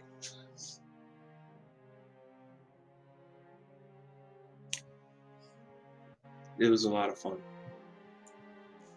I remember I had to memorize that shit for the play, even though I wasn't even doing that part. Were you like an understudy? No, I was just helping out. I never actually took stage on that one. I took stage on several other productions that the college did, but I was just helping out, and they needed somebody to not understudy, but they needed someone to stand in. And they had this one person who just like kept on missing, and so I kept standing in, and eventually I knew the damn lines. I think the best one I ever did, the best play I was ever in, amusingly, was we did a play version of the old TV show Laugh-In. If you remember, it's like a show from the 60s. It was like a variety show. Never heard of it. It was pretty funny. They have a play version of it, and we were doing it, and I was on stage with a buddy of mine named Daniel. He was actually, me and Daniel were, we were the hosts of the show. So like we were effectively the leads, and we introduced every segment. We had jokes that we did. We had a little thing we had to do before each segment, and this, that, and other thing. And in one of those, it was on opening night, Daniel missed his mark completely. I'm not sure what happened, but he missed his mark. So the idea was I came out, I was supposed to say something, and then he was supposed to come out. By the way, is anyone else hearing dings? Is that coming over the It's because of the combat tracker. When it's your turn, it will ding. Okay. So yeah, like he didn't hear the line that signaled him to come out, or something occurred. I don't know. And I ended up on stage in dead air and had to like wing it for 2 minutes before they realized what was going on. Fun times. Yeah, the show must go on, though. Yeah, no, like I completely ad-libbed an entire bit. Just on the spot. I don't envy you in that one. It actually came out really well. Like, according to people in the audience, people didn't catch on that something was up. So I was very fortunate.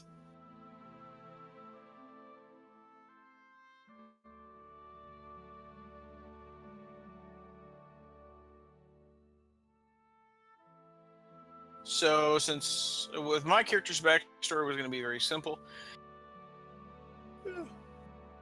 since I didn't get to play Leah to her conclusion, or anything even resembling a conclusion, this is basically Leah if Leo were raised by elves. Okay. So effectively, she's in this case she's a blade singer.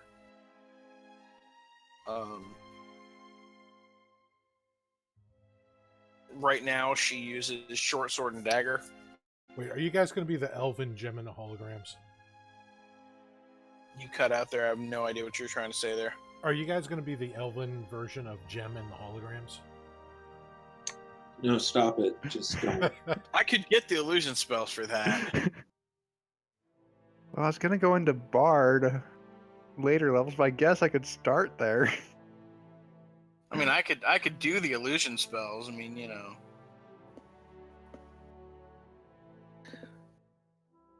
Now, I'm looking forward to seeing if the Blade Singer will work. I looked up a bunch of guides, and like every guide was like, "Go fighter, you need to go fighter." And I'm That's like, exactly what I was telling Chris. it's like every single guide said, "Go fighter, you need to go fighter," and I'm like, Level I've 1 fighter, crunched- then go into.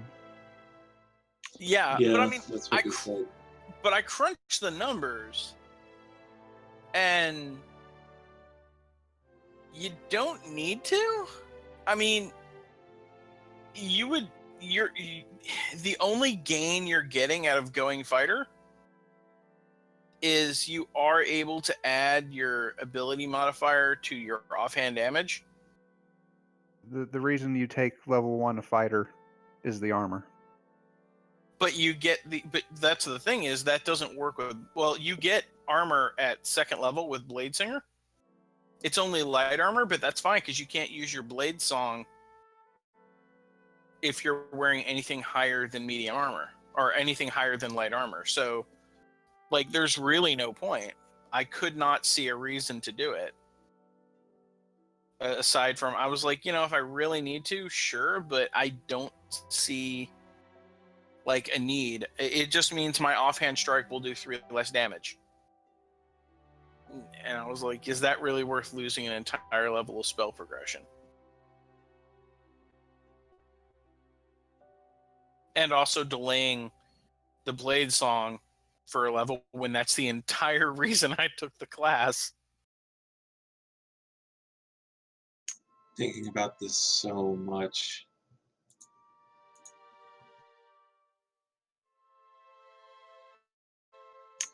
So here are my personality traits. I change my mood or my mind as quickly as I change a key in song. Ideals, greed, I'm only in it for the money and fame. Bonds, I want to be famous, whatever it takes. Flaws, I'll do anything for fame and renown.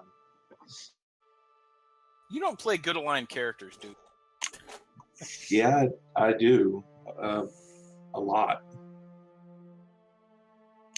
Airmill was supposed to be good, but that really didn't turn out right. Things went off the rails on that one pretty fast. Yeah, Eldon was super lawful good, like super lawful good. And Grindelfurt was good, but kind of crazy. Kind of?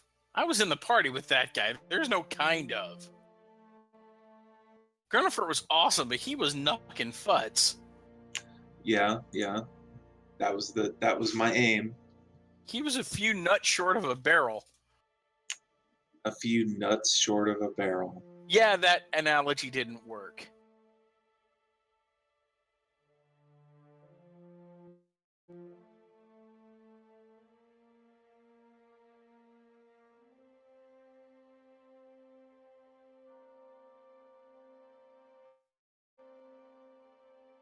But with Althea, the idea is, as a gladiator, she got good demand, mostly with magic. So, it's the fact that, magic is still relatively rare. And so she had okay skill with the sword, not great, and magic. And so, when she was at an arena, there was a light show, effectively. Oh my god. Anthony, have you played Divinity Original Sin? I haven't. Oh, okay, damn. Alright, so can everybody see the green bars on the right-hand side of their tokens? Yeah, they're very small, but I can see them. Yeah, that's the HP bar. Sorry, it was pulling from, not from the combat tracker, but from the actual character portrait, so I had to remove some things. I'm gonna be honest, it's not gonna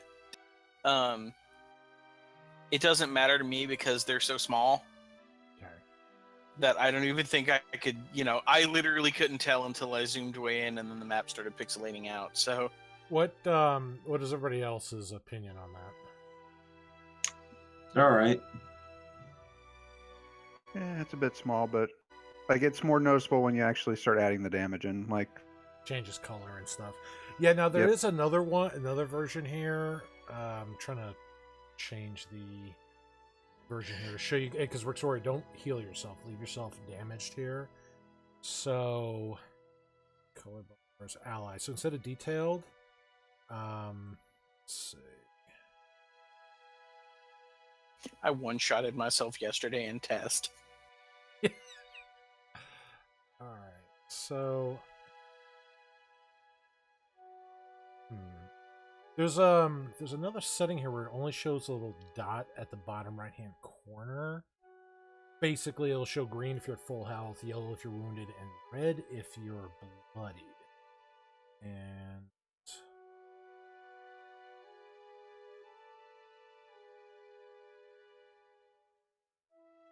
health. Now you can hover over it for the bar. Here we go, just the dot.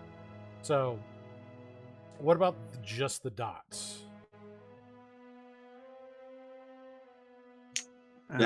That is going to be confusing with the HP bar. Yeah, I can't even see anything.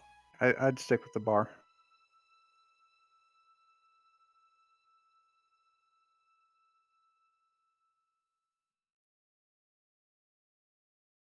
Now they also have things for effects for the players here.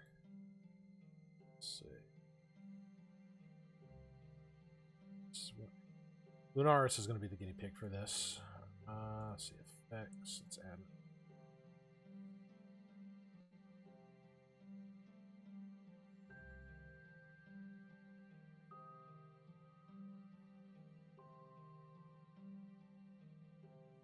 Here. So.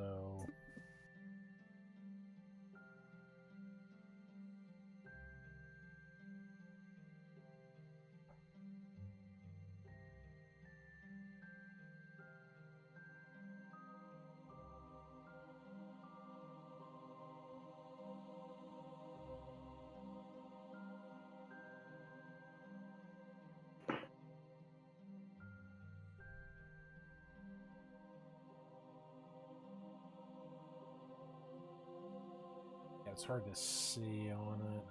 Again, it's just because of the zoom level of the map. Tokens. But you can see the status effect on the token. Lunaris is blinded on the bottom left.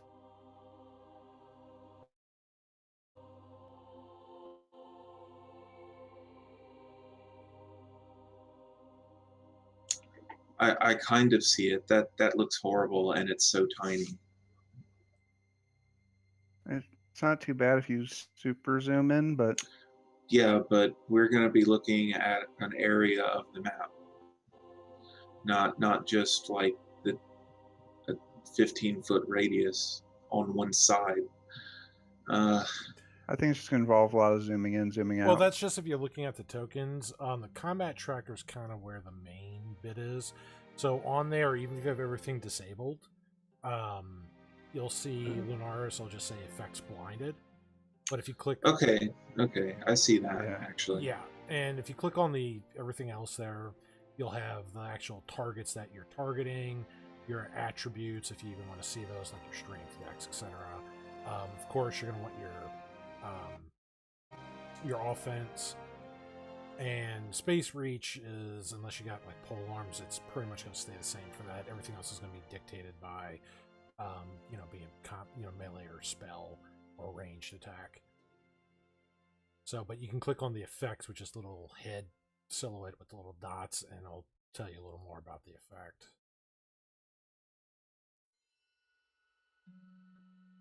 I can switch it on, off. I think I'm done making my character, actually.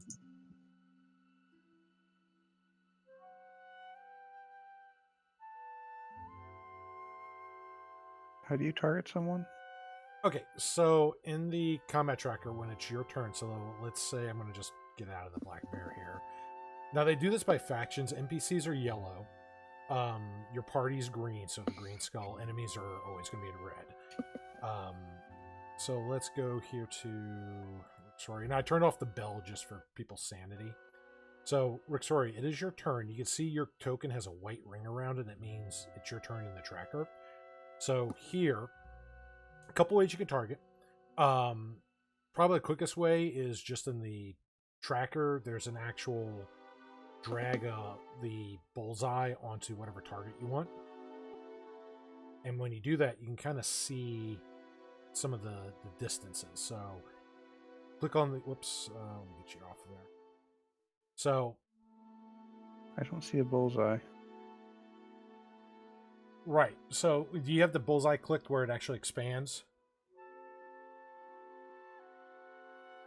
Like in the combat tracker. So click on the 2 sword icons so it pulls up the combat tracker window. Yeah, but I don't see a bullseye in there. Okay, at the very top there's going to be a skull, a bullseye, a fist, a sword, a grid, a silhouette, and a dragon. Yeah, I got none Yeah, of that. I've got none of that. Interesting. Let me see here. So I'm trying to do damage on my longbow attack. That It you have has- to add the damage in. No, you don't have. No, Well, you don't have to actually. You can just drag the weapon stuff on there. please just listen to the issue I'm having. I'm under damage. I added it. I set my stat to dex. Under dice, how do I add which dice it rolls? Oh, you drag it on, man. Oh, you drag the actual die from the table on it? Mm-hmm. Yep. Oh. Hmm.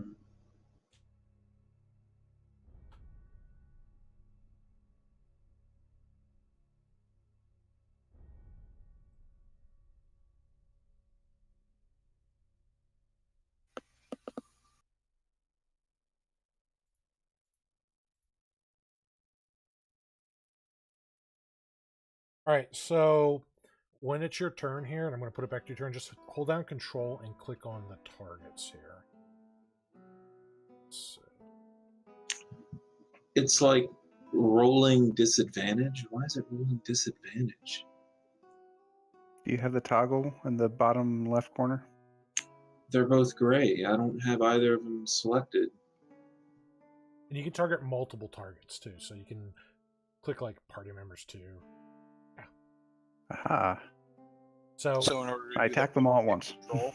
that's good for like spells, like say Fireball. You can auto target all the ones that you're supposed to target, and then roll all the saves, damage, like all at the same time.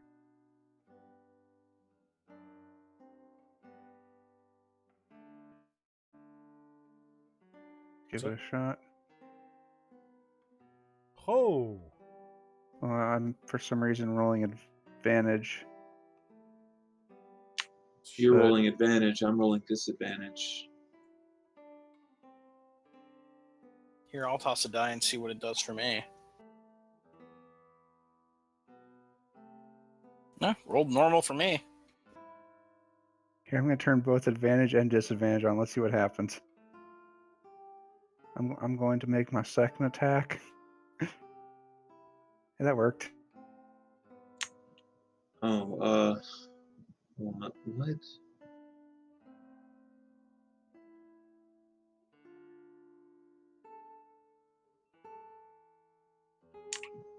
Okay, it toggled back to disadvantage. There has to be a setting somewhere. That must be. there's a button. I know there's a button by underneath the chat that has advantage or disadvantage. That's what we're talking about. They're both gray. Neither of them are selected. And when I select one to turn it off, it like goes back to gray after I roll. So I'm gonna have to turn it off every time. No, hold on. I think I know what's going on. Just grab a normal die. Don't do your attack macro. Make sure it's deselected. Grab a normal die. Did it roll that normally? Yeah. All right. That means something was selected when you created your weapon.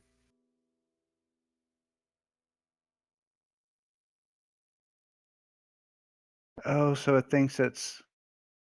It thinks it's a default, like the weapon has disadvantage. It's just compensating for the presence of Rixori is all. It's doing it on all my weapons, and I don't. And you have nothing selected? Yeah. Okay. I'm just gonna chalk it up to bugginess then. I'm having the same issue. Yeah, like I said, it's probably just bugginess of the program. Or the fact that they were manually entering in their stuff and not pulling it. No, it Wait, worked y'all didn't- earlier. You manually entered your info? You didn't do the drag option? I've been manually entering it since we started. It worked earlier. Hold on, I'll roll. I have one that I manually entered. Let's see if it does anything funky for me. No? And that's manually entered. So it's not a manual enter thing. I'm not sure what's causing it then.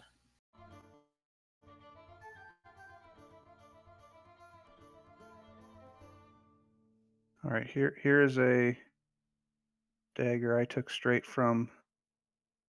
Yeah, it's still doing it for you.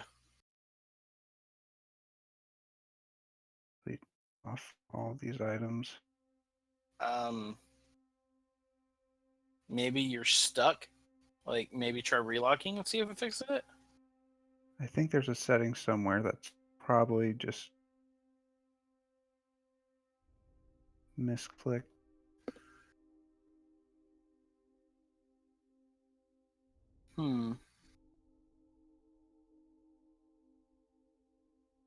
I would expect problems. I would expect this to happen to me, not to y'all.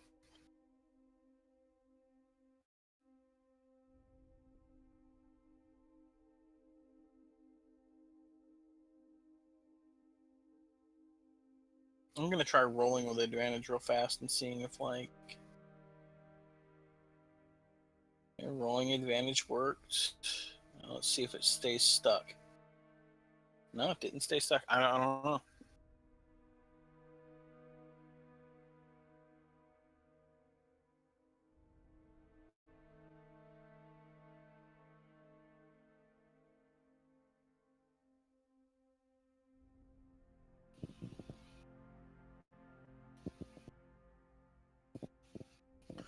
There's. Oh, go ahead.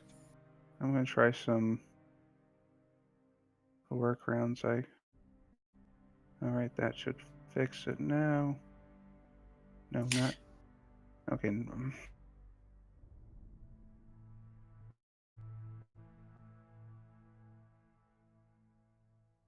There you no, that rolled at disadvantage. So, Dave, I got a question for you.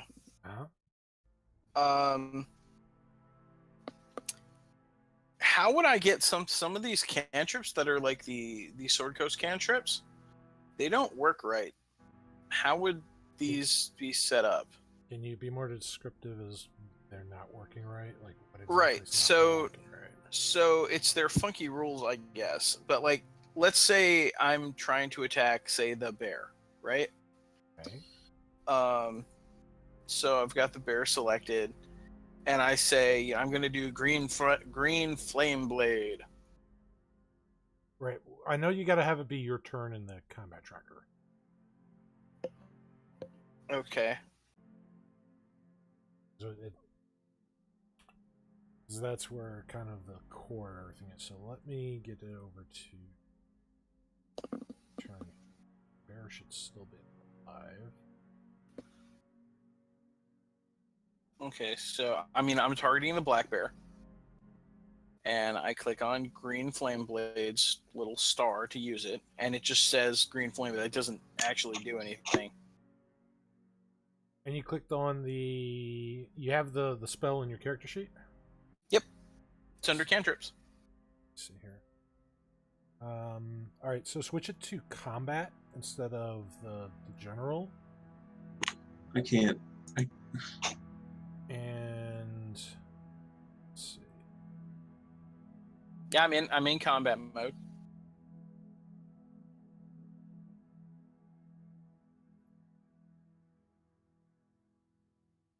Okay, and you click on the little.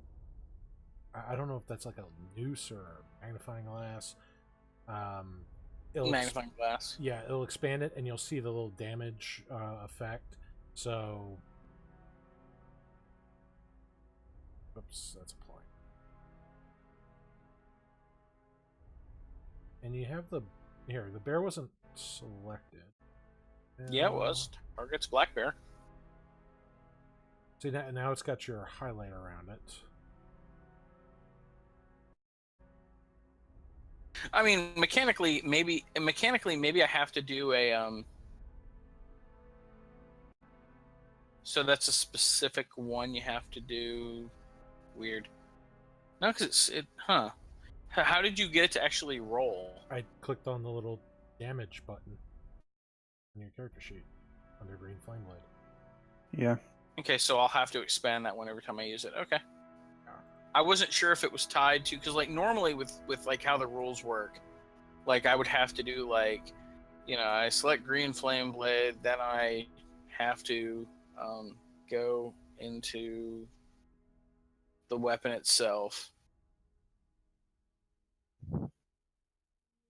Oops. And I don't know why that rolled with advantage.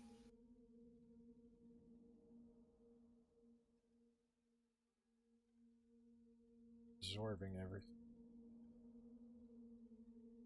And now I'm rolling with advantage on everything for some reason. Because he's already dead. Oh. He only had like I guess 18 HP, and he was already taking damage from the other tests, and he was already blinded on top of that. That could have been causing the weird funkiness. Clear that. So poor bear. Poor bear. Well, actually, though, I was thinking like that could have been causing the weirdness with people rolling advantage and disadvantage earlier. Maybe not. Try attacking each other. Maybe try attacking each other. Okay. Seriously, you can target friendlies just like you can target enemies. Prepare to take the short bow. Oh, now it rolls fine.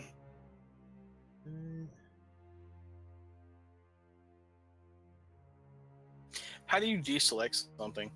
You can shift click it again, and I can manually remove it. I got it. Aha, take that. You have been hit. Oh, noes. Yeah, now the hit doesn't apply the damage. You gotta actually hit the damage type after. Yeah. Take that 3 damage. Oh. Well, suck Green Flame Blade, ruffian.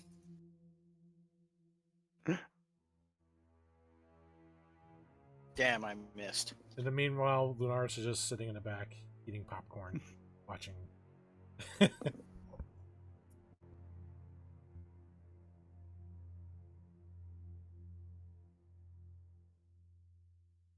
Okay, actually, I do have one interesting question. Let's see if I can figure out.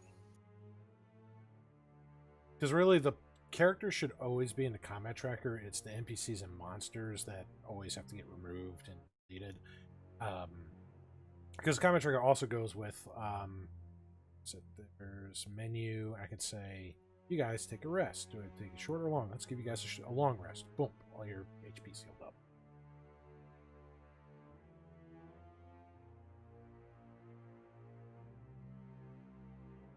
Uh-oh. Althea is targeting everything. No, Thea was just targeting Althea. Oh no, I was apparently targeting Rixori too. Yeah. Let me get the black bear off of this thing. I somehow gave Rixori extra AC, even though that spell doesn't do that. Oh, but I like the extra ace. But I actually was curious to see if that modified my AC. It did not.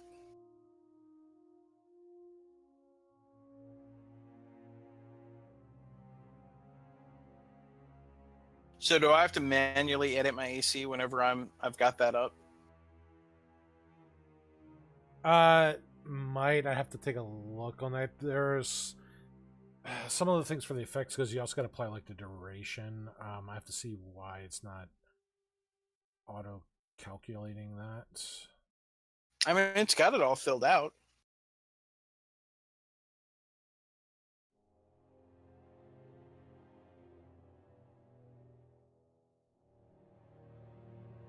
Tori is still targeting Althea.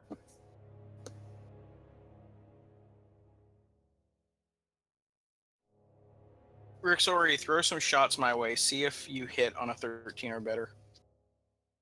Alrighty, let's start swinging. It may not display it, but still apply it.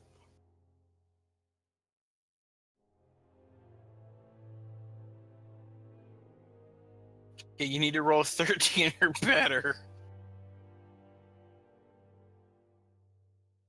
Okay, 16 would hit me even with it, so keep going, because you need less than a 16, but more than a 13. There, no, that's still a 16. There, 19 work No, for you? no, you need to be less than a 20. 16, but more than a 13.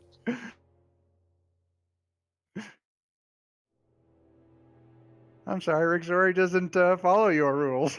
It's not going to work There now. we go, Because... 15. 15's a miss. Yeah, okay, so it does apply it. It applies it, it doesn't display it. You can't kill me that way, Dave. I'm immortal. It's Lunaris is doing all that. No, I'm pretty sure. Yeah, I'm pretty sure you're trying to. I'm pretty sure he killed us. So how do we remove an effect? I'm not sure if you guys can do it. I can remove the effect. So, for example, you want to remove the AC on there? Yeah. I can do it from the combat tricks. I see a hell of a lot more than you guys do on the tracker. In fact, let me see if I can. Yeah, including you have bullseyes and shit. Oh, I have a lot of stuff. What the fuck is happening? Now it's rolling twice.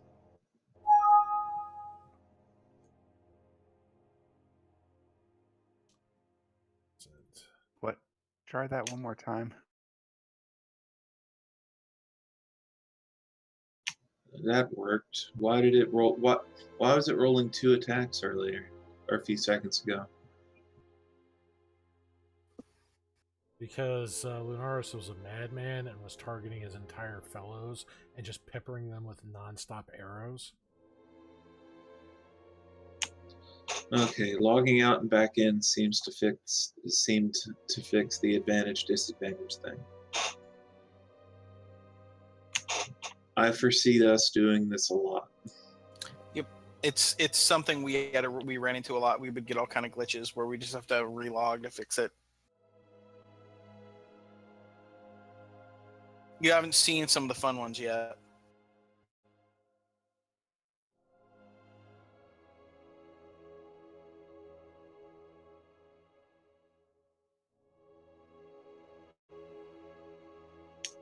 Alright, but my character's done. Yeah, mine's been ready. I just need to sort out background, and then I should be done. Are you speaking in the Elvish? No, Infernal one. For some reason, it's not adding Elven, but I've got Infernal, so mwahahaha. Yeah, have I actually done my languages? That is a good question.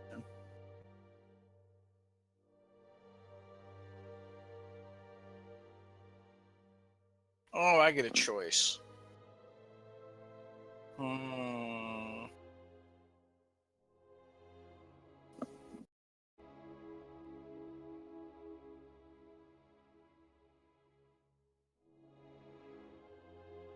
Is it Goblinoid, the language? Probably Orc you're thinking of. Is it Orc or Orcish?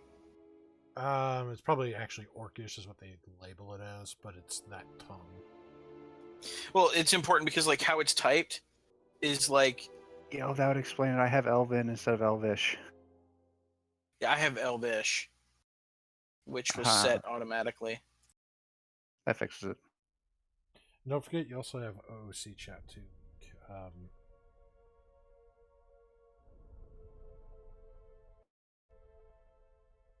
For some reason, I can't select my Orcish to speak in, but that's okay. Here, I'll look it up, see what it is. I probably have to... No, I mean, you can set it so it really doesn't matter. Like, you have the capability to name it whatever you want. It's Orc, O-R-C. Yeah, I'm looking through the DM chat to see all the link, because you can drop down everything you have access to. So you have Abyssal, Aquan, Orin, Celestial, Common, Deep Speech, Draconic, Dwarvish, Elvish, Giant, Gnomish, Goblin, Halfling, Ignan, Infernal, Orc, Primordial, Sylvan, Terran, and Undercommon.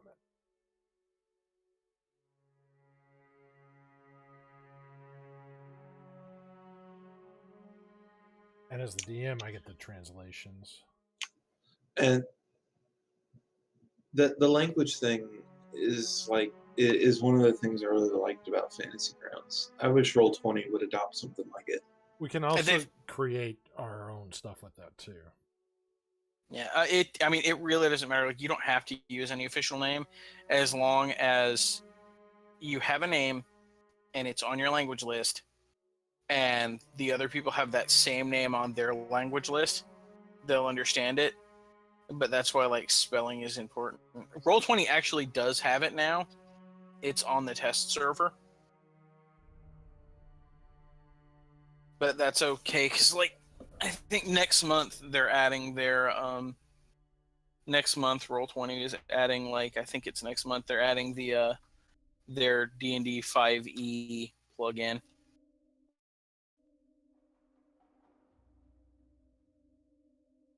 And there are advantages and disadvantages to both.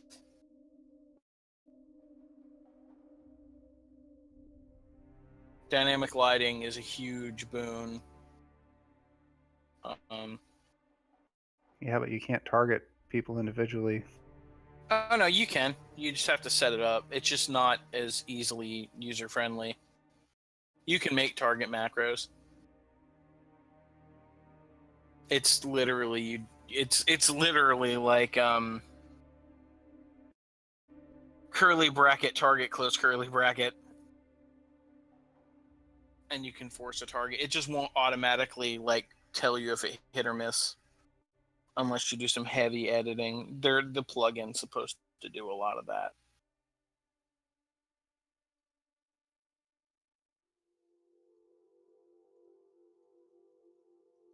All right, so we're keeping the health bars on.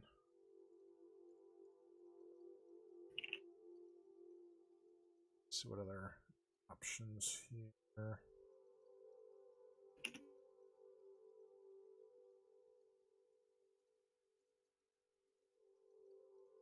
Setting.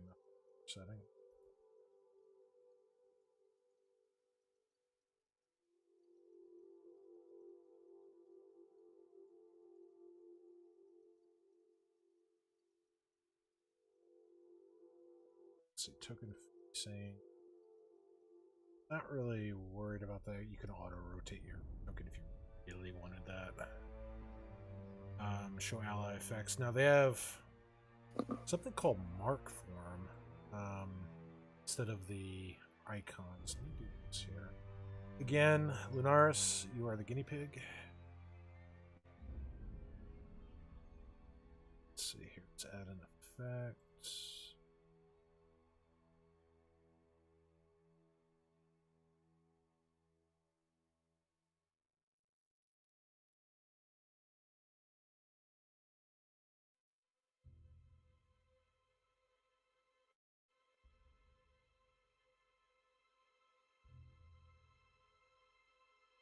Keep looking for a button called effect.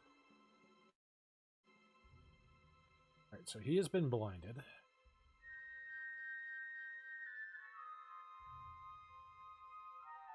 Now, right now, you're not going to see the icon because I have it set to off. But I want to see how this works here. So...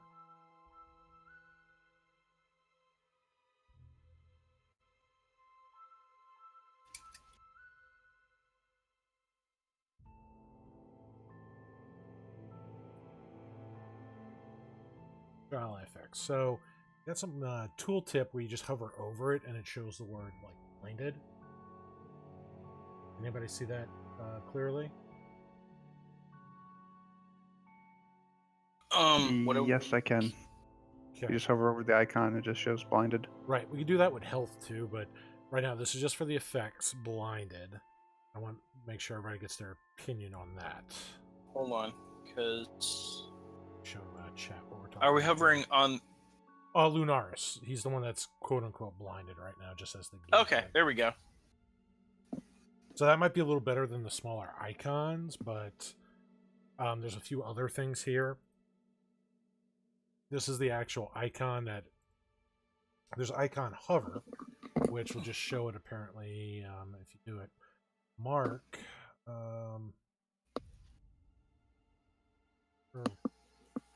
Mark actually just did.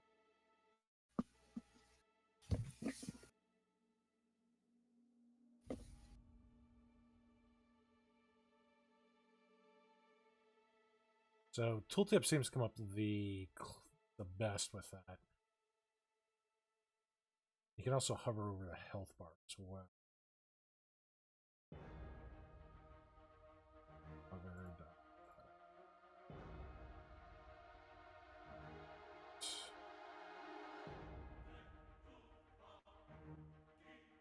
All right. So thoughts on the how the effects are being shown? I don't mind that. Yeah, that works. Did we lose you, Chris?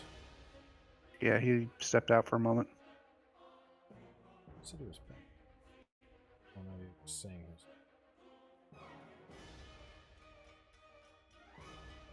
Now, for the token names, I just have your title shown, your names. You can do it where it hovers, do it where it's off.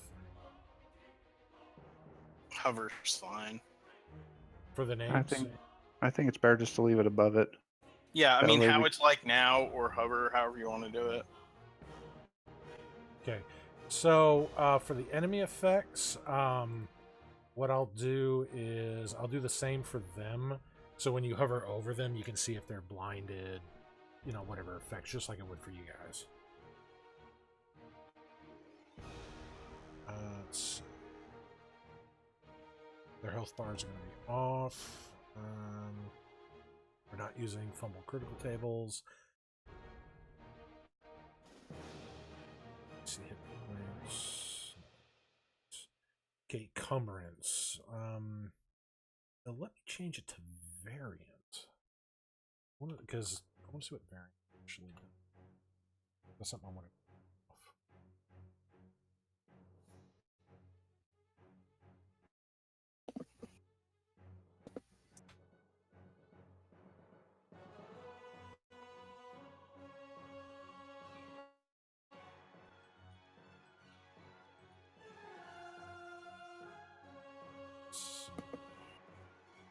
Cumbrance. So, the center cumbrance shows carry up to 15 times the strength up any variant introduces penalties for cumbrance and heavily.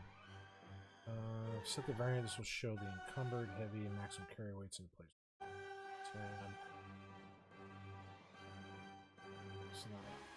Penalties to the characters who exceed these limits. Alright, so it looks like if I set it to variant, it'll still show you like when you're quote unquote encumbered, but it won't actually apply any penalties, which is really what I want to do. I want to leave that for the.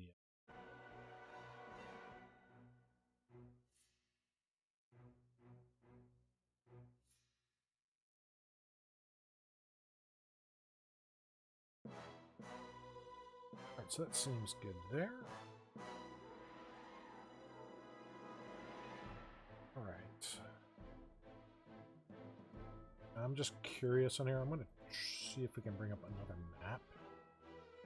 Something I thought about before.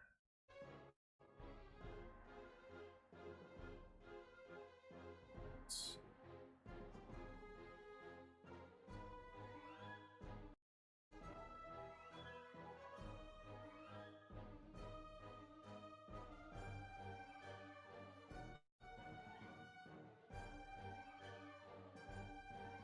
Library file.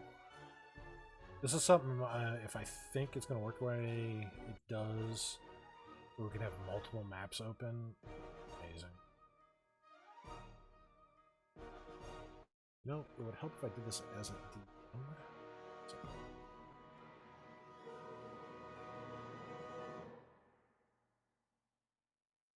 Ah, okay.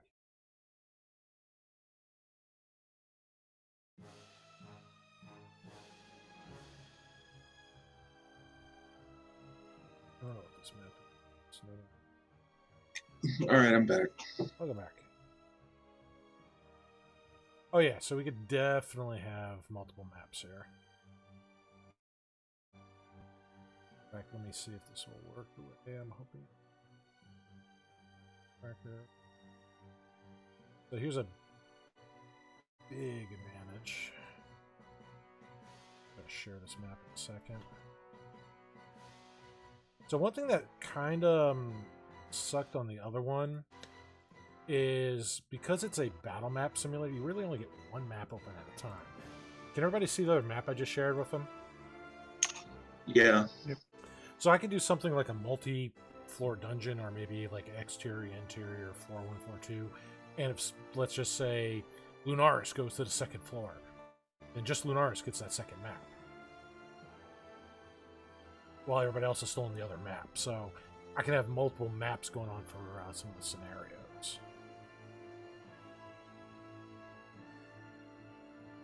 Yeah, I've had to do that in Roll20 a few times. It's interesting.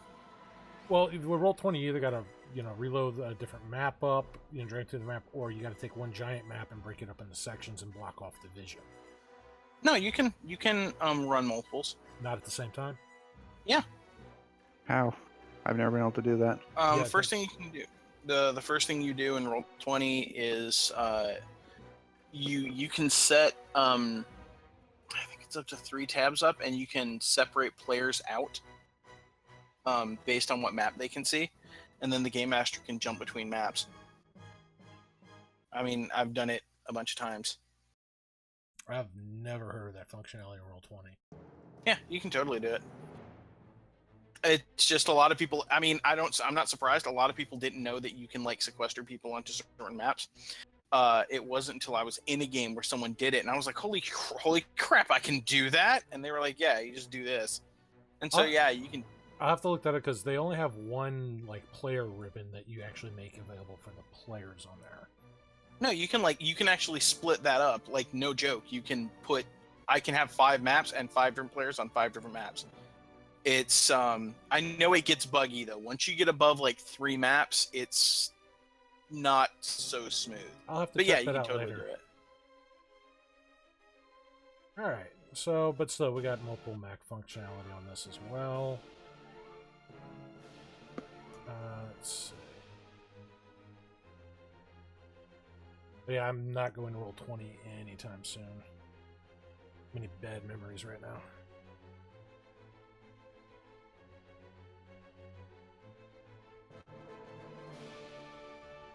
Just checking things on the MacBook here.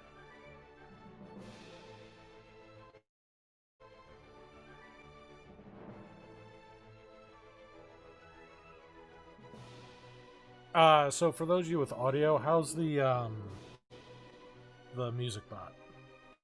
It cuts in and out from time to time, but it's fine. Yeah, it's very short with that, and from best guess, it's either an issue with the bot server or with Discord. So I can't really narrow down which. Because I think it's Discord, because it tends to cut out if you're talking and it does its cut out. You cut out too. So it might be like a connection thing or a Discord thing. Yeah, it could be a Discord if it's doing it both with.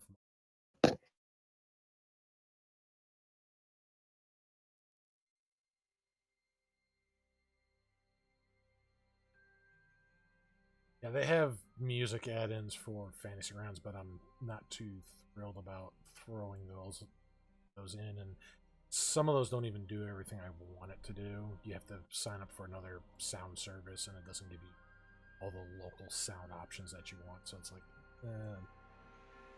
I'll just stick to a bot right now.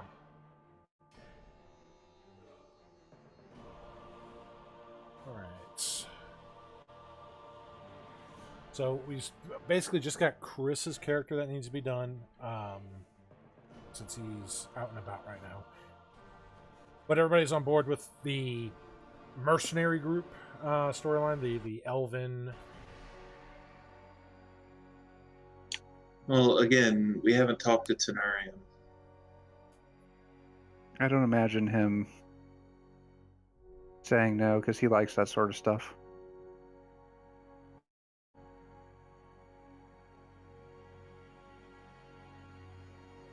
right. So, does anybody have any questions about the setting, especially after the bullet points that were sent out?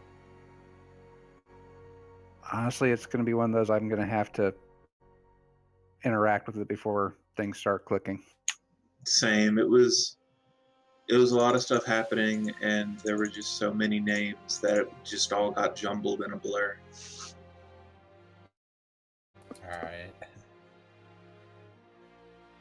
Fair enough, especially with new material with that. It's not that bad.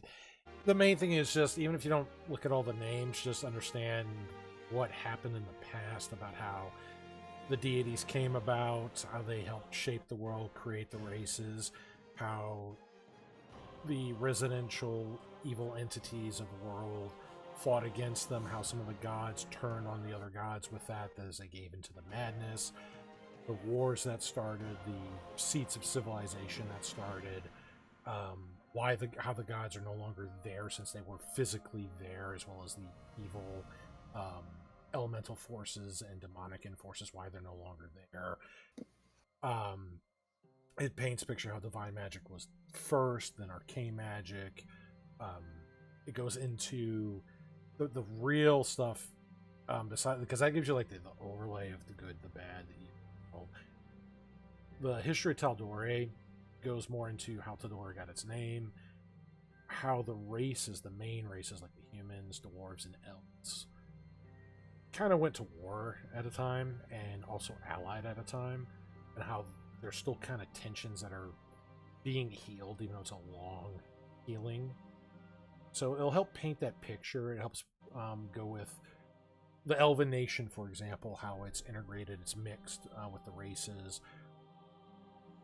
So it gives you a little bit of that, how the dwarves, where the dwarves are at, the human nations, how they came to be. So the other races, it doesn't go quite in depth on there, so it doesn't really go into a lot on the Dragonborn, Goliaths. That mainly focuses on human, dwarves, and elves.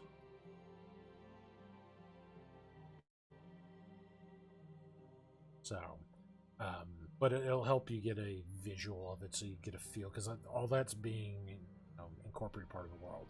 It also goes into some of the calamities that happened, how there was this conclave of chromatic dragons that, for a time, carved up the world and basically took a section of the world for themselves as seats of power. And there was an adventuring group called Vox Machina that helped tear them down.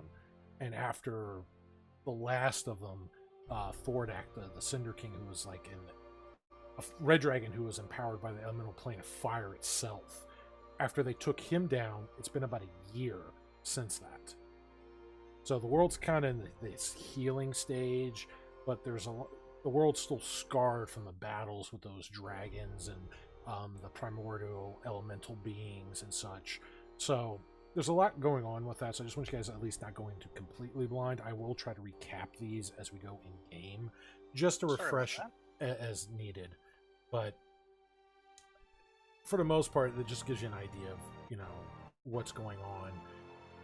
This world does have a little more magic than what's normally done. Not a Baron level magic, but kind of in that, definitely going toward that direction. They also have firearms, not commonplace, but in their world they kind of started this thing where they're not rare, they're a little more uncommon, and it's kind of a dirty secret. So guns do kind of make a play in here, but it's not, you still have to get black powder, you got to be trained how to use them, things like that. So, but you will see stuff like that as game goes on as well, and the problems that such things cause. So.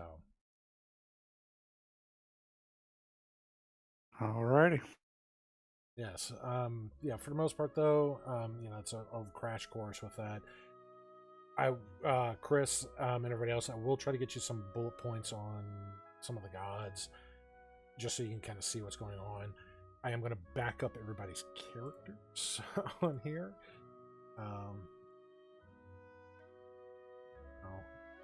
not Dave is going away. Connection.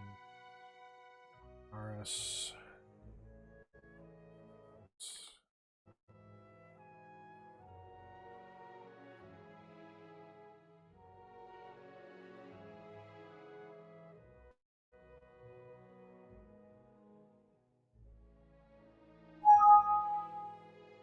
And if you don't know how to back up your character, when you go to character selection, the PCs button, there's a brown circle, which is kind of like your edit button. When you do that, you should see a red circle and a blue circle by your characters. The blue down arrow is your export. Okay, when I open the PCs thing, if I have a PC already selected, my PC tab is blank. Like the character selection is completely blank. So do I need to release character control and then do it? Let me see here. Because when I release it, there's no brown anything. Check here.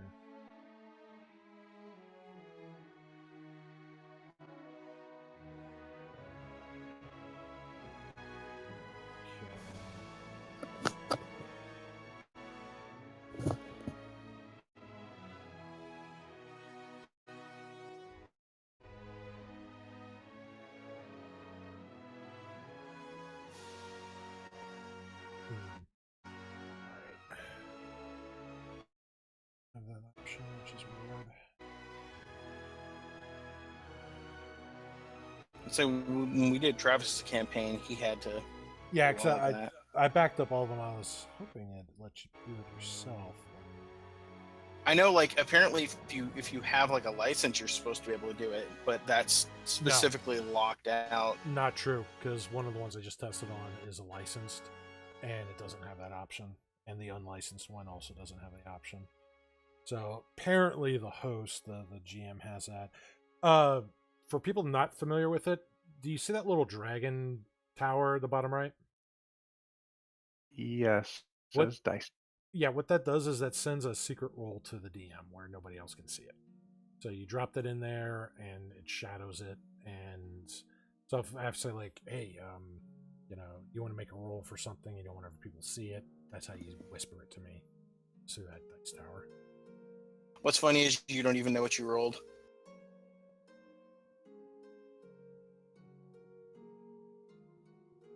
I just rolled a d20 to you, and I have no idea what it was. Yep, it just tells you the die roll that you did. Yeah. Well, let's see. Somebody rolled a 4, somebody rolled another 4, and somebody... It looks like you rolled a 16. Woohoo, I succeeded at a completely pointless roll. Yay, me. Yeah, that was a death save, man. Should be happy on that. Yes, because I had to save after I critted myself to death with my own offhand dagger. Seppuku! God, I need to get a rapier soon. Well, I've got one. For about 500 gold, I'll give it to you. Wow. Yeah, no, because see, they sell brand new for 25. But this is a Rick Sori owned rapier. Yeah, don't It's like really know. awesome. Look at So look it's at a this cursed stuff weapon. mark. I'm the only person who is never on the Rick Sori bandwagon. Yeah, you didn't get to see the Rick Sori in full action, the curse that was Rick Sori. Exactly, like I missed all of that. Oh, don't worry. You missed it for a little bit. Well, it's like I'm hoping to get. Thing is, unfortunately, I think you can only dual wield if both weapons are light. I think. Unless you have the feet. Yeah. Or is both it have like to be your light. offhand? Or is it your offhand has to be light? No, both have to be. That's why Yeah. I was disappointed. Requiem wasn't going to be a short sword. Yeah, and I don't He's have long. the thingy. I've already got one feat that I have to get at 4th. Defensive duelist. No. This is going to be a dual wielder. I need to have Warcaster. Yeah, you do. Otherwise, I can't use things like shield while dual wielding. Yeah.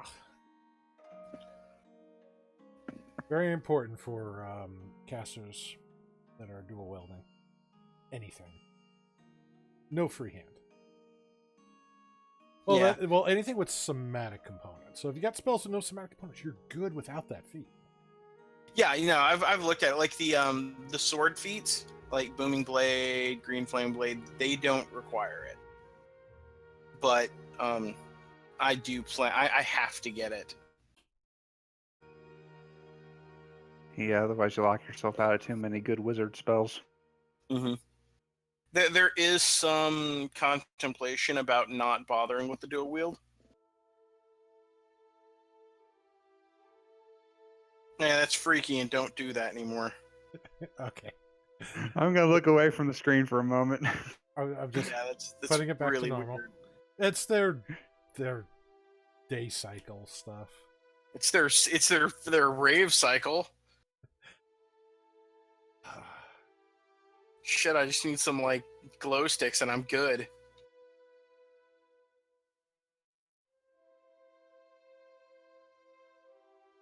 Not that bad.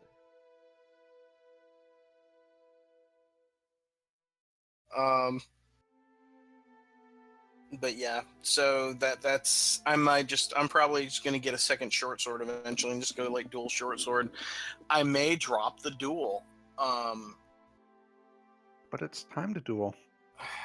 Oh god, no. But no, I mean the idea is I've run the math like in my head, and I'm not certain it's worth it.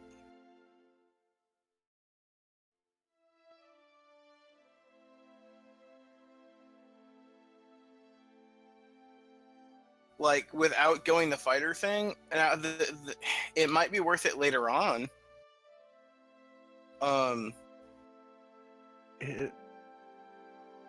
It's one that sorry. It was the same thing that Ina ran into. But what switched her away is that she had so much that was tied to her bonus. I Yeah. don't think you're going to have the same problem. I think it would actually work out much better for you, even with the slightly decreased damage. Or to take a shield, because, I mean, 2 AC is can't always... do a shield. Can't blade sing with a shield. Oh, you can't blade sing with a shield? Nope. Can't blade sing with a shield. Well, you got 3 levels to... Yeah. I mean, it's like, at the very least right now, it's just she's fighting short sword and offhand dagger. Which, at first level, that's fine.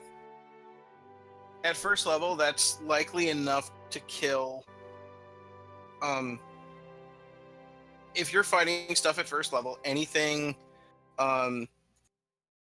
if you hit with both, almost anything is going to drop. But can she blade sing with a floating sentient weapon? Theoretically. The only requirements on blade singing are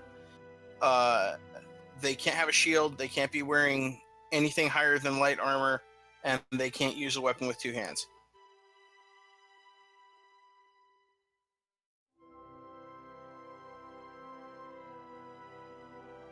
The thing is, blade singing is just so good that in and of itself, especially if you take it all the way to like 10th level,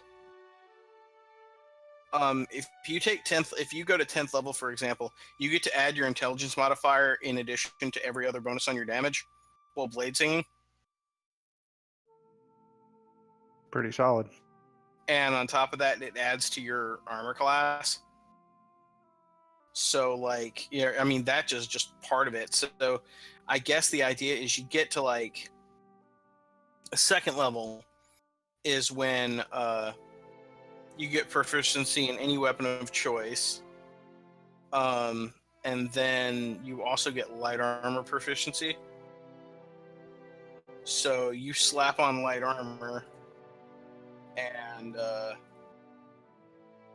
which will free up a spell slot, providing I can find armor that has the proper, that has a high enough plus. And my defense will actually be fairly high. It's really interesting. My defense will be higher than I would have expected it to get to.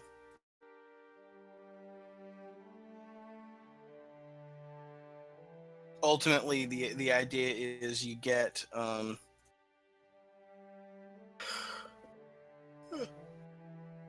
excuse me. Ultimately, the idea is you get to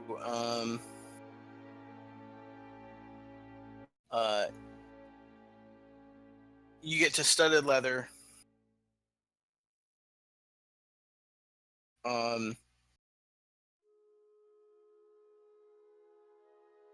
and then or you just keep using mage armor because it's actually better than studded leather. And then you're talking like, by, if I don't take the feat, by that point, I'll be running like a +4. So, it'll be something like,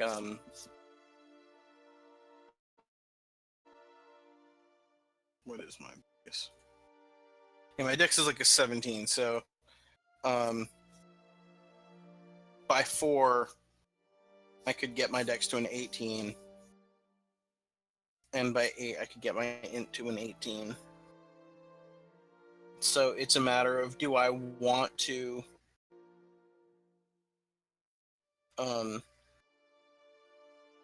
waste the level, or, you know what I mean? Yeah.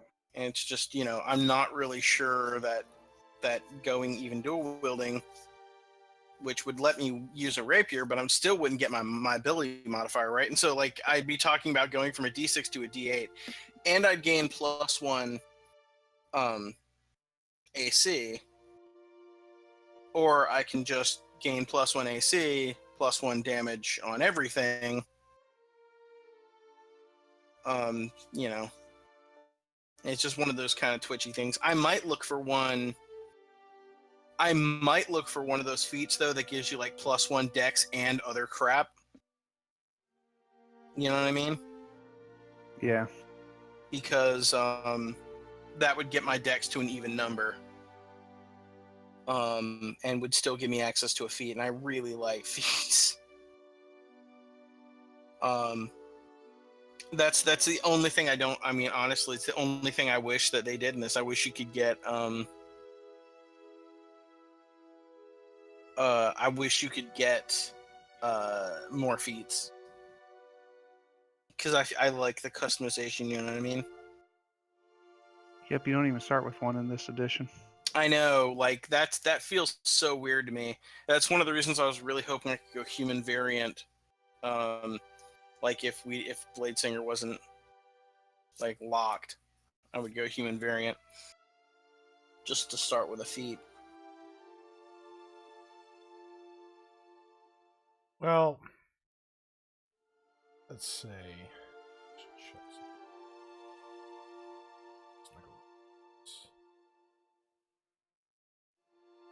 I mean, I wouldn't do it now because I've already gotten the whole character in, and I'm not remaking the damn thing. Well, if Tenarium is something of, a fighter or a defensive class with that, you guys actually would have a pretty decent group.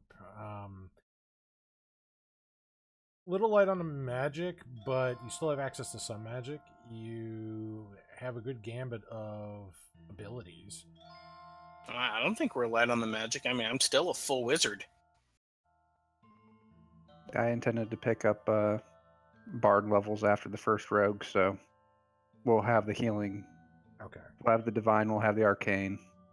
Yeah, I mean, like, Defensively.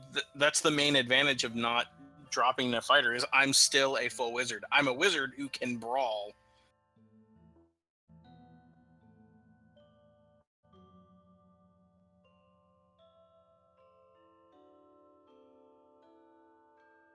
Yeah,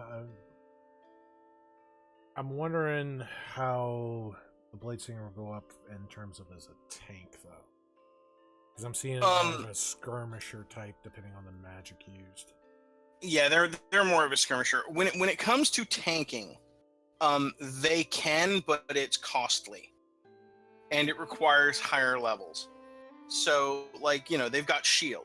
So, just one example, right? If you have Warcaster and you're not dual wielding, a Blade Singer who has, say I opt not to dual wield, right?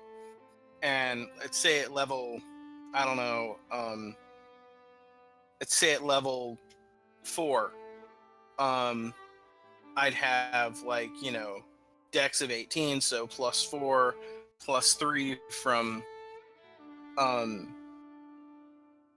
+3 from mage armor, 4, that's a 17.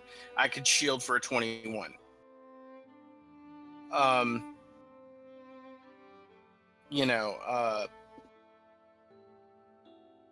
So it just depends on certain things. And the fact that later on they can wear armor, so then they can get, pluses on armor. Things like that. They can, yeah, I mean, they're never going to be super tanky, but 17 base. Oh, also if they're blade dancing or blade singing, and I'd have so that'd be like a 19 base, 23 if I shield. 23 AC is pretty damn good. Yeah. Yeah. So, but again, it's, you gotta really focus toward it. You gotta really gear up for that. Well, I mean, there's no gear involved in those calculations. That's just normal. That's just what the Blade Dancer does, or Blade Singer does. That's just having +3 armor from mage armor and using a shield spell. Right. But again, all dependent on magic, though. Yeah, it is dependent on magic, so it's depletable. I mean, it can get to stuff like it can get to weird stuff too, like you can get to eventually, I don't remember what level it is, but they also get the ability eventually to drop a spell slot to negate damage. That's one of their things. So it's it's 5 times the level of the spell dropped. So, you get hit for 20 damage, you can go, yeah, I'm just going to sack a 3rd level spell and take only 5.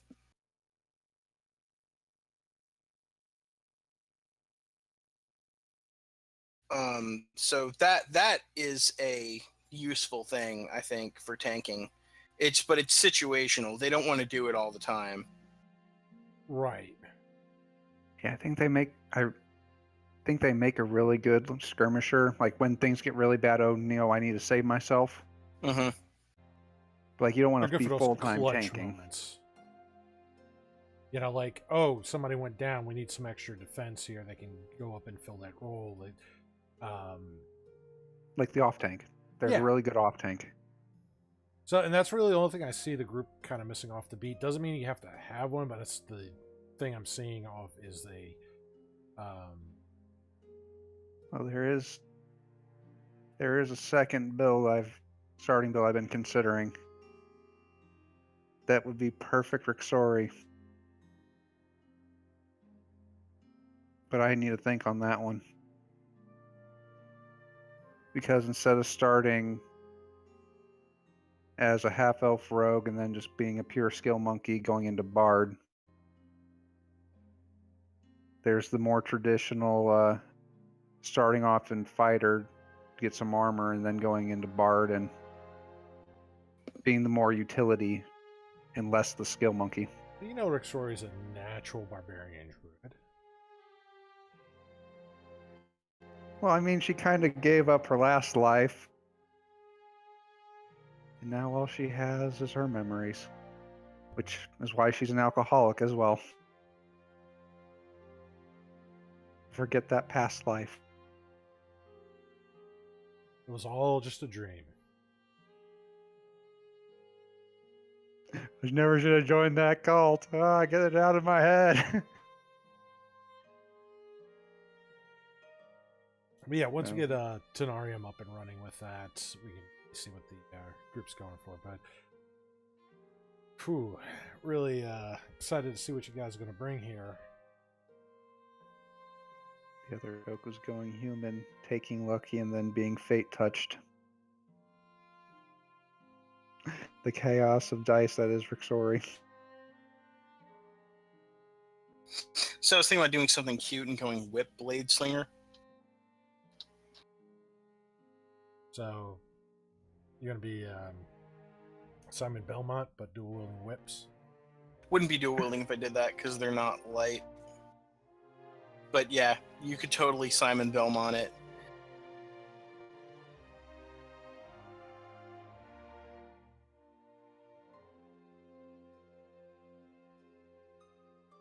That's real I can't get. Yeah, it's just... It's a performance with a whip.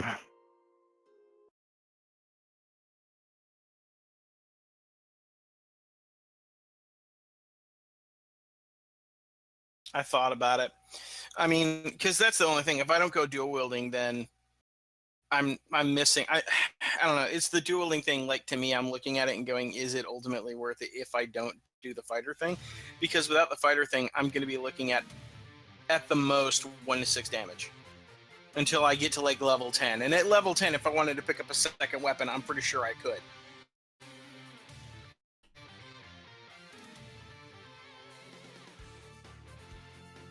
I guess it boils down to character thematics. Yeah, I mean that's part of it.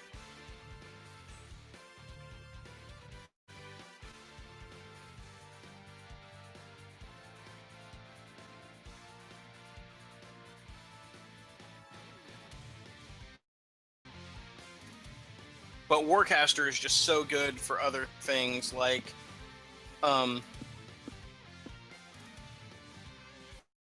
Warcaster is really good for things like allowing me to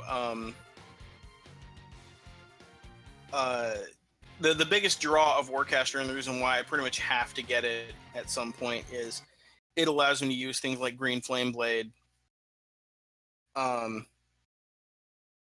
an opportunity attack.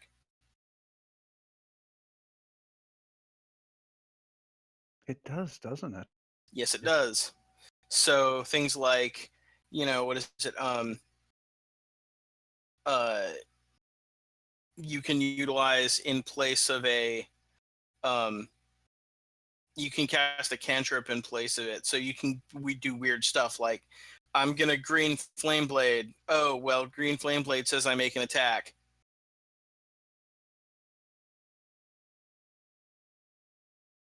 So, I'm gonna hit for say like 5th level. I'm gonna hit you for weapon damage plus 1d8, and then I'm gonna hit one of your buddies for an additional however much.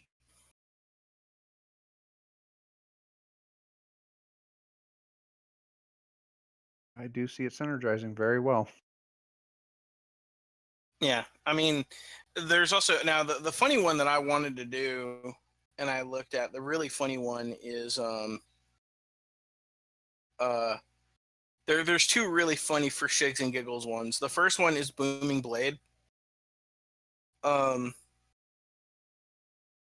This is the one I was thinking about doing with like the polearm. You get that thing that lets you proc an opportunity attack when they enter your reach. And with Booming Blade and then push them out of it. No, Booming Blade's the thing where they take damage, and then if they move, they take more damage. Yep. The other one you could do to be just a dick move is Lightning Lure.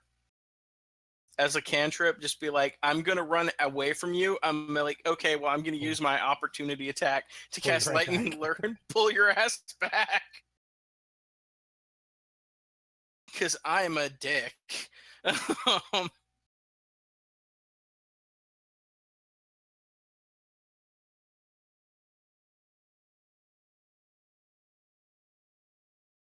Yeah, one of those fun little spells.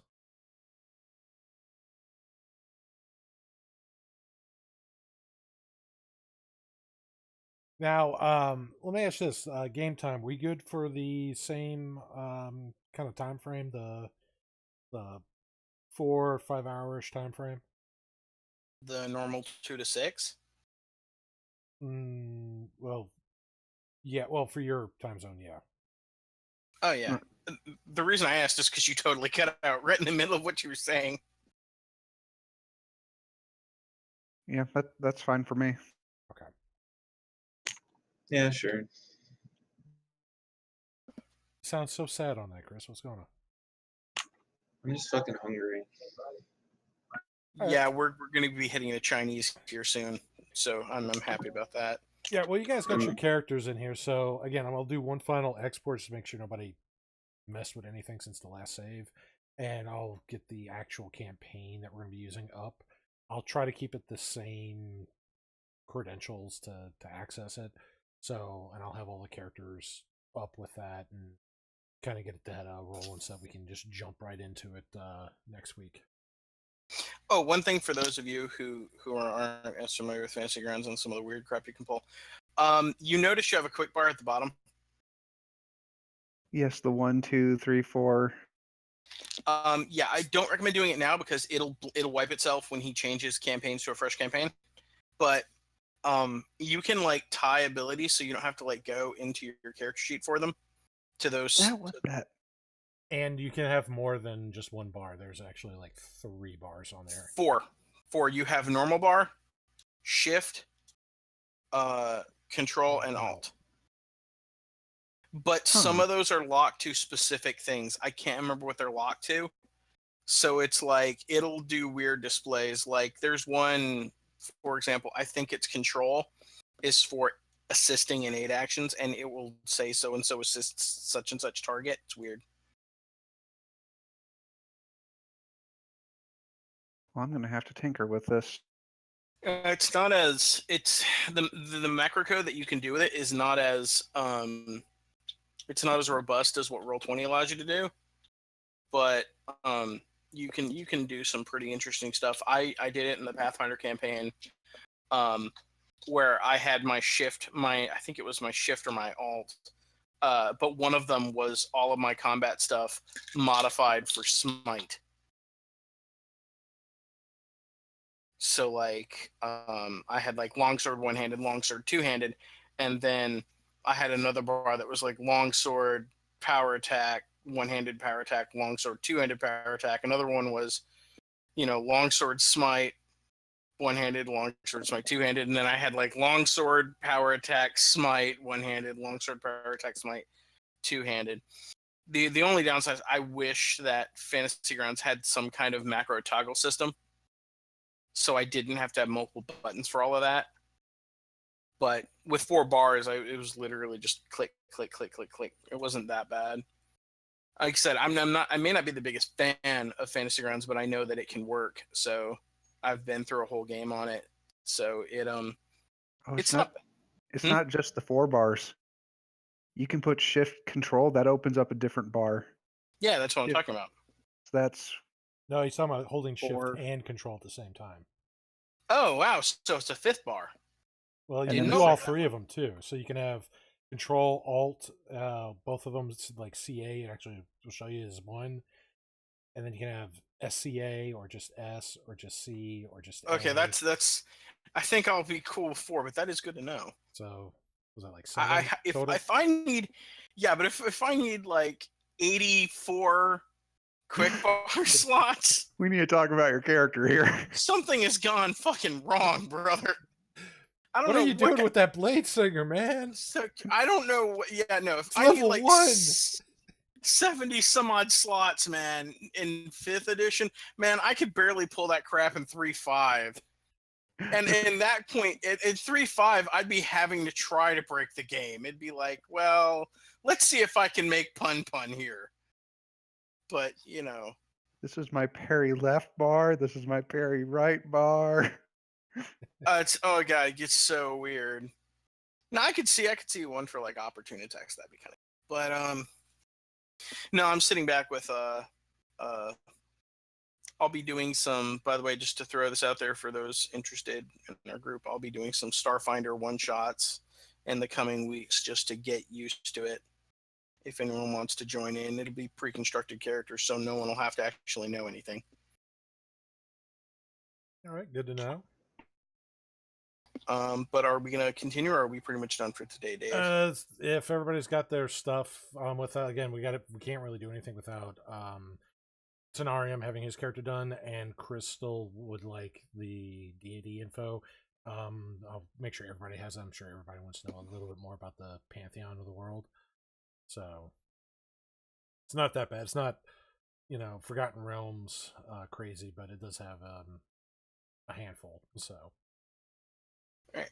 Well, if that is the case, if it's okay, then can I go ahead and take my leave? Absolutely. And Chinese awaits. All right. Anybody else have any other things you want to ask while we're on stream before we part? I don't think so. I think I'm done with my character. Just need to ponder if I'm going to make Luckbender Rick Sawyer stick with the Kill Monkey. And when I have that other campaign up, I will put some of that stuff in a little handout so you have something to kind of reference with that. So you can just comb over it, see if you want to do that. So you'll have all these resources available to you in the new campaign.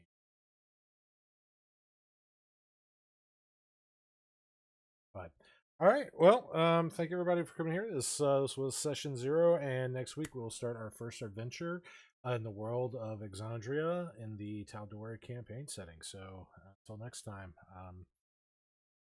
have fun. See you.